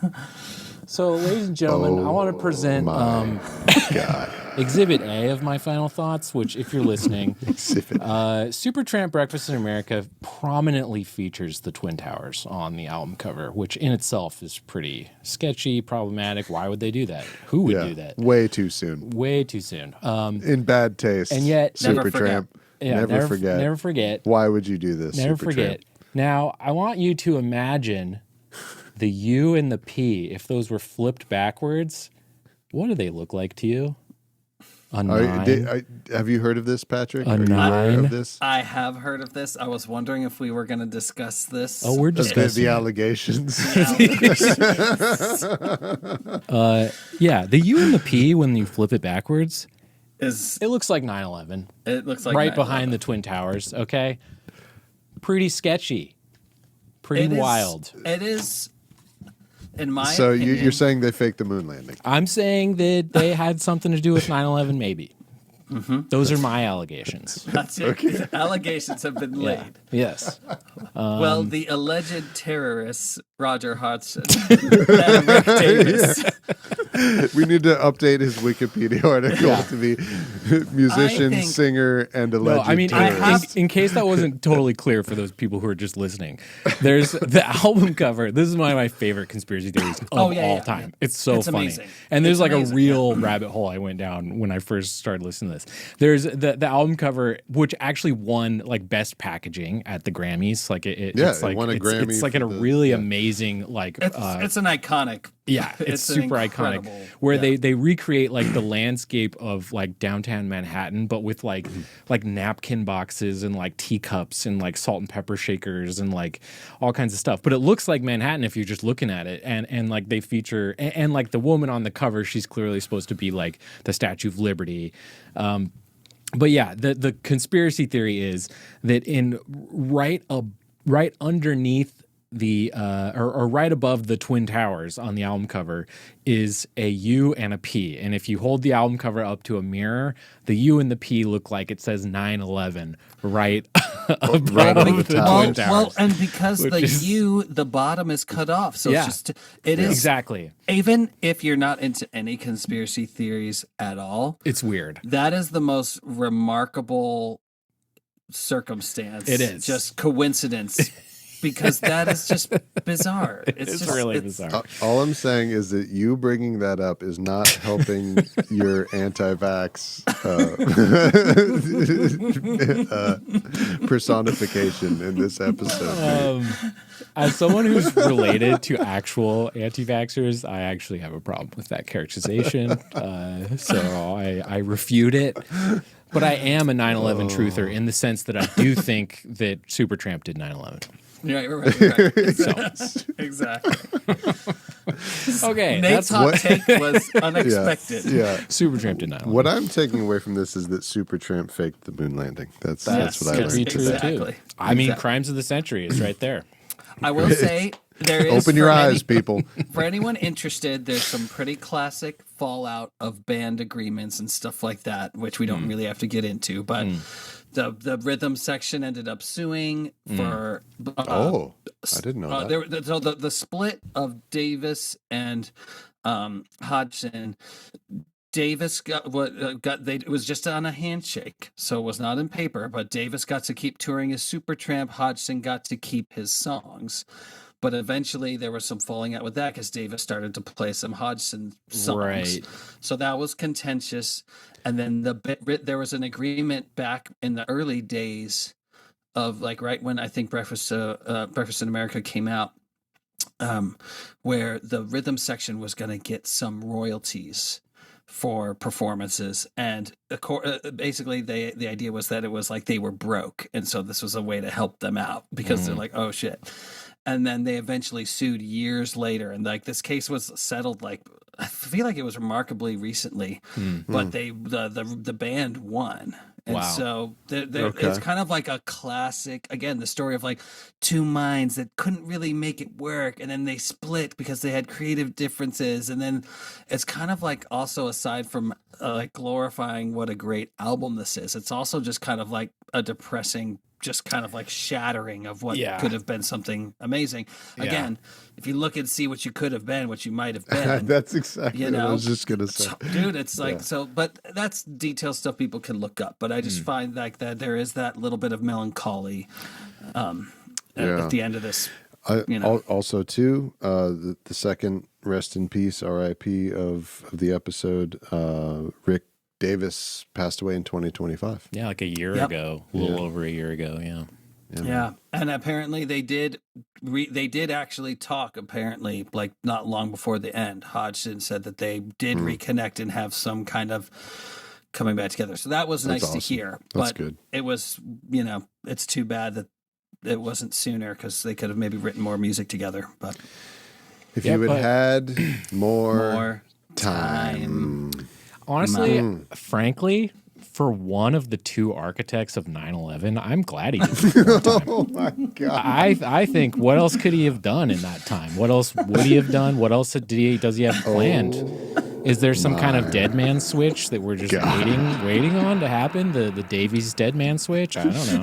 The classic Davies dead man switch. Of course. Personally, I'm scared. So, but that's me. I don't know. Brandon obviously feels differently. Breakfast in America, man. Yeah, Breakfast in America. Let's go to we're almost done here. Let's go to our wrapping up. It's almost over, everybody. Don't worry. Let's go to Mailbag. Yes. Oh yeah. Mailbag. So this will be fun to do Mailbag with a guest because Patrick, feel free to weigh in or not if you don't feel like it. But we're gonna. You have to. Yeah, you should because I'm curious what you think. I'm not very opinionated about many things. So I don't know. Right. Wurlitzer. So this is the new section of the show where we read your comments. You being our 15 viewers maybe that watch and listen to the show. Yeah. We're gonna read your comments. Brandon, you said you have one, right? I've got one in the chamber as well. I picked one. Yeah. So to help you out in your required response, Patrick, our last episode we talked about Michael Jackson, Miguel Hodgson, the album Malo, bad. And so this is from Airwalker DJ on YouTube, who said, "My two standouts are Dirty Diana and Leave Me Alone, which emphasizes the true testament of how phenomenal this album is in that neither of them were even mentioned here." Which actually, I have to say, I'm sorry, Airwalker DJ, that's not true. I just edited those out for time. We did talk about those songs, but you see what I have to put up with here, Patrick. Nate just editing. I had an uphill battle, much like the battle I'm about to face with this episode, to keep it under 3 hours somehow. Those are two of my favorite songs from that record, They're by great. the way. So They're shout great. out to DJ. Yeah, DJ, boy. You're right. Those are great tracks. Airwalker DJ continues to Airwalker say, DJ. says, "I rate this album above Thriller. You guys should also really give Dangerous another listen. It's, in my opinion, his creative peak." You know what's Dangerous wild? is the one after. The wild thing about that is I universally have heard that sentiment that like, Nate. guys, okay, whatever, but what about Dangerous? And I'm kind of like, I know, because here's where I get to clear the air and save myself and throw Nate to the wolves, where the zombies are chasing us and I just trip Nate and run away. Yeah, which is unbeknownst to me, Nate decided to make the subtitle of the episode after we recorded it, "Michael Jackson Bad, his last great album?" ? And when I saw that, I was like, no, it's not. We didn't talk about that. But you know what? It got people talking. Dude, we got way more engagement on that than anything else. It just goes to show there's no such thing as bad publicity, and so especially on a Michael applaud Jackson Nate. episode. I applaud Nate for doing it, but no, Dangerous. In my opinion, Dangerous is his last great album, and even the Michael fans are going to come after me for even saying that, because they love his albums after that too. Because if Michael made it, they love it. Yeah. Right? Let's read the next comment because it jumps right onto like what we're talking about here. Well, wait. We force Patrick to respond. Oh, sure. Force Patrick to respond. I'm pretty neutral about Michael Jackson this conversation and his crimes. The alleged crimes. No, my only thought with that whole comment was I agree. I like "Leave Me Alone" a lot. Yeah, it's great. I think that song's like really resonated with me.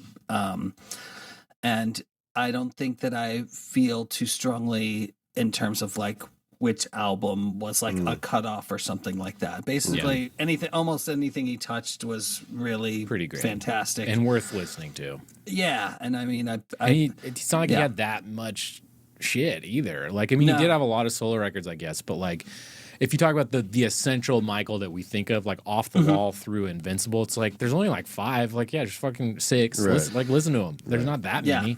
Yeah, exactly. So I'm not gonna make any controversial statements regarding last great album. I don't know who would even be that dramatic anyway, but, I definitely me. I would. Got a lot of views. Yeah.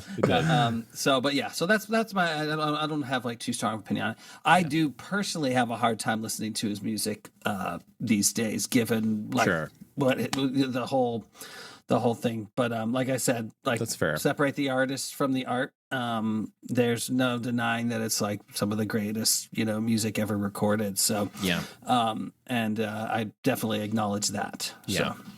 All right. So the next comment we have to read from Matvey Ryazanov.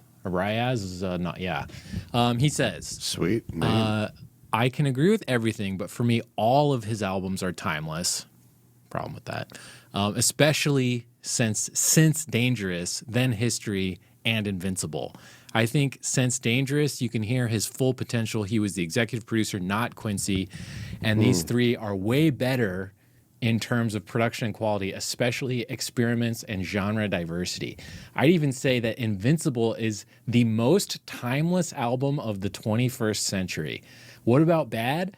I think it's his best out of the 3 with Quincy, and it doesn't sound that dated. I mean, choosing between any album from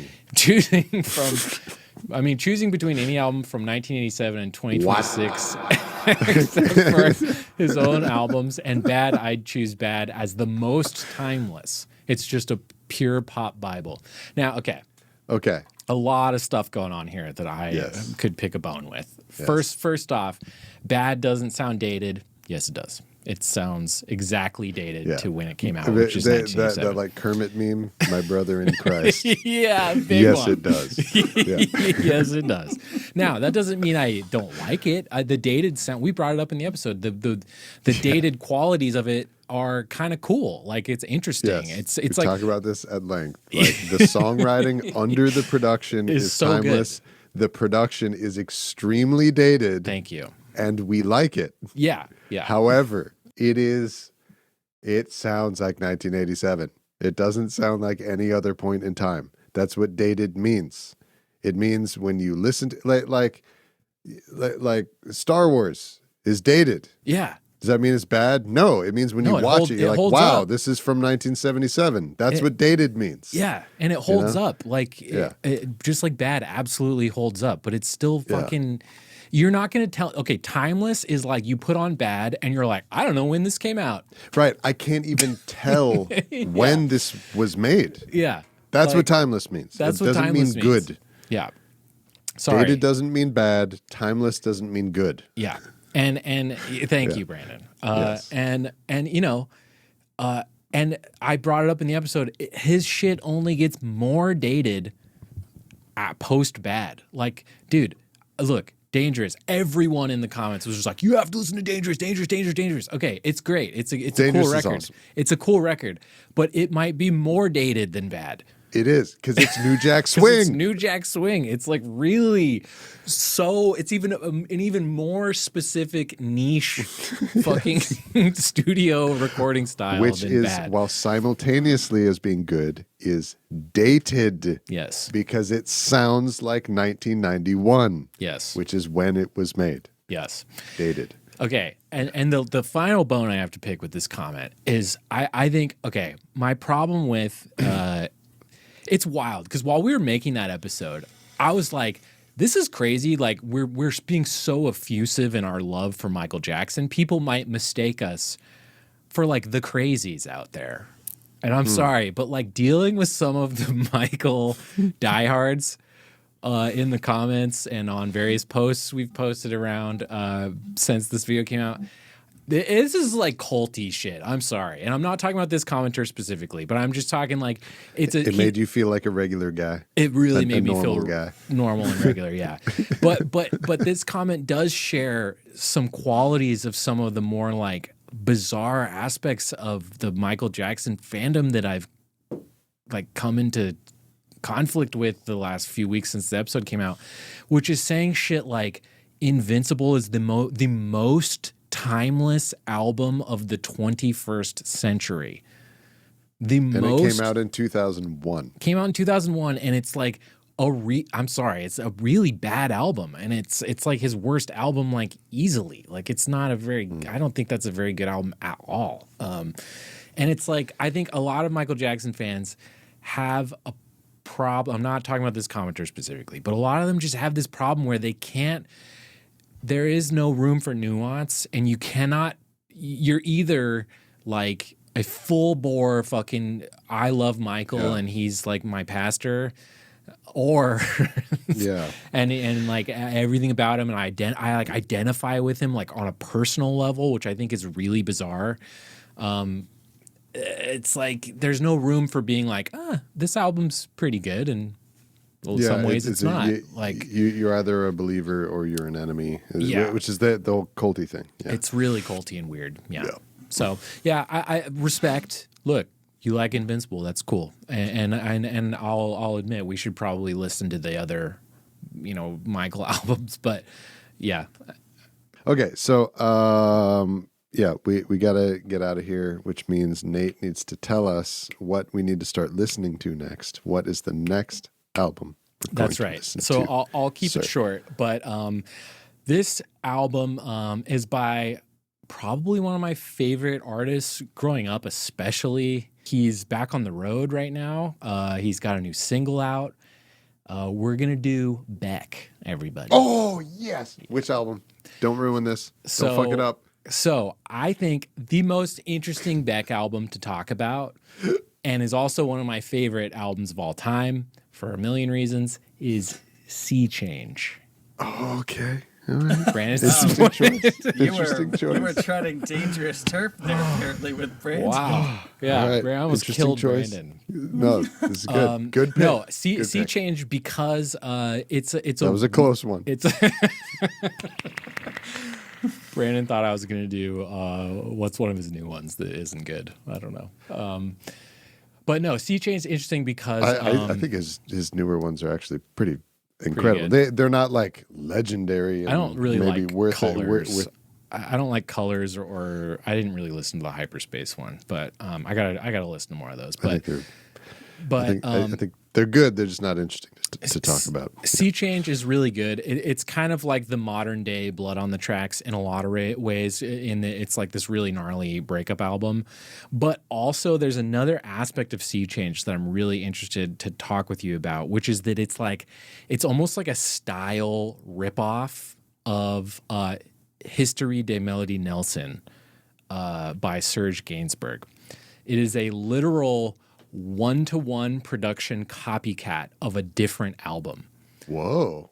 And so if you listen to those, and so okay. I challenge everybody before you go listen to Sea Change, which I'm sure everybody loves and is super familiar with, go listen also in parallel, just for this will come into play when we talk about the production stuff, is History de Melody Nelson by Serge Gainsbourg, which is probably his most famous album. I love Serge Gainsbourg. In a lot of ways, I kind of like that album better than Sea Change, but and we could totally do a whole album just on that one, or a whole episode just on that album. But it's interesting because I can't think of another album that so directly like copied and lifted its exact production sound and style, like one to one, from another like super famous album.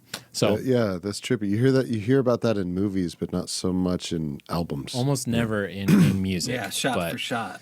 Yeah. Or even like a song. You'll hear about somebody doing that for a song, but not the entire album. Yeah, and I wouldn't. We'll get into it, but yeah, it's very cool. interesting. It's gonna be fun to talk about.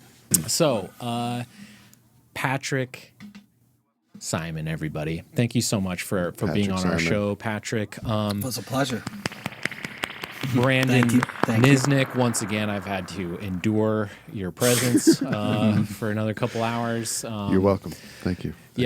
So me and Brandon are also a band. We are Black Market Dub. We play a bunch of reggae and dub. We have 45 plus EPs on our Bandcamp page, blackmarketdub.bandcamp.com. But they only started to get good when I joined the band. That's fair.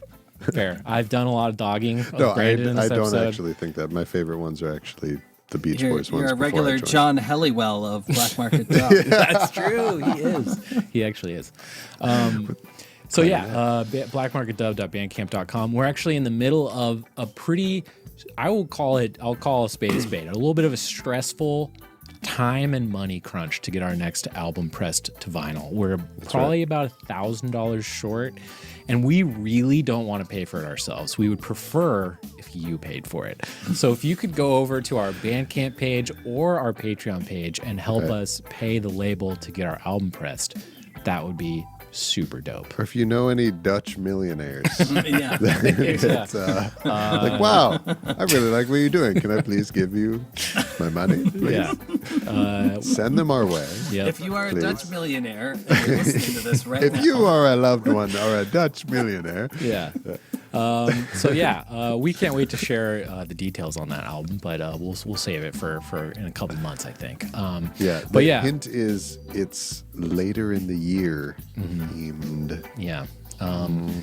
We also have a Patreon page where we used to do a whole bunch of cool stuff, and now the only thing we do is upload ad-free videos of these episodes. There's probably other things there as well, but patreon.com/blackmarketdub. You can go subscribe, $5, you get the ad-free version of the show. Go to escapepatchrecords.com. Me and Brandon just played together. Brandon, you sang on a really cool tune. What was it called? For Smoke and Mirror Sound System? Just came out today. It's called Open Your Eyes. Yeah. Really cool tune. I got to play guitar on it. Brandon's singing on it. Bunch of cool shit like that gets pressed exclusively to vinyl at escapepatchrecords.com. Go check out escapepatchrecords.com.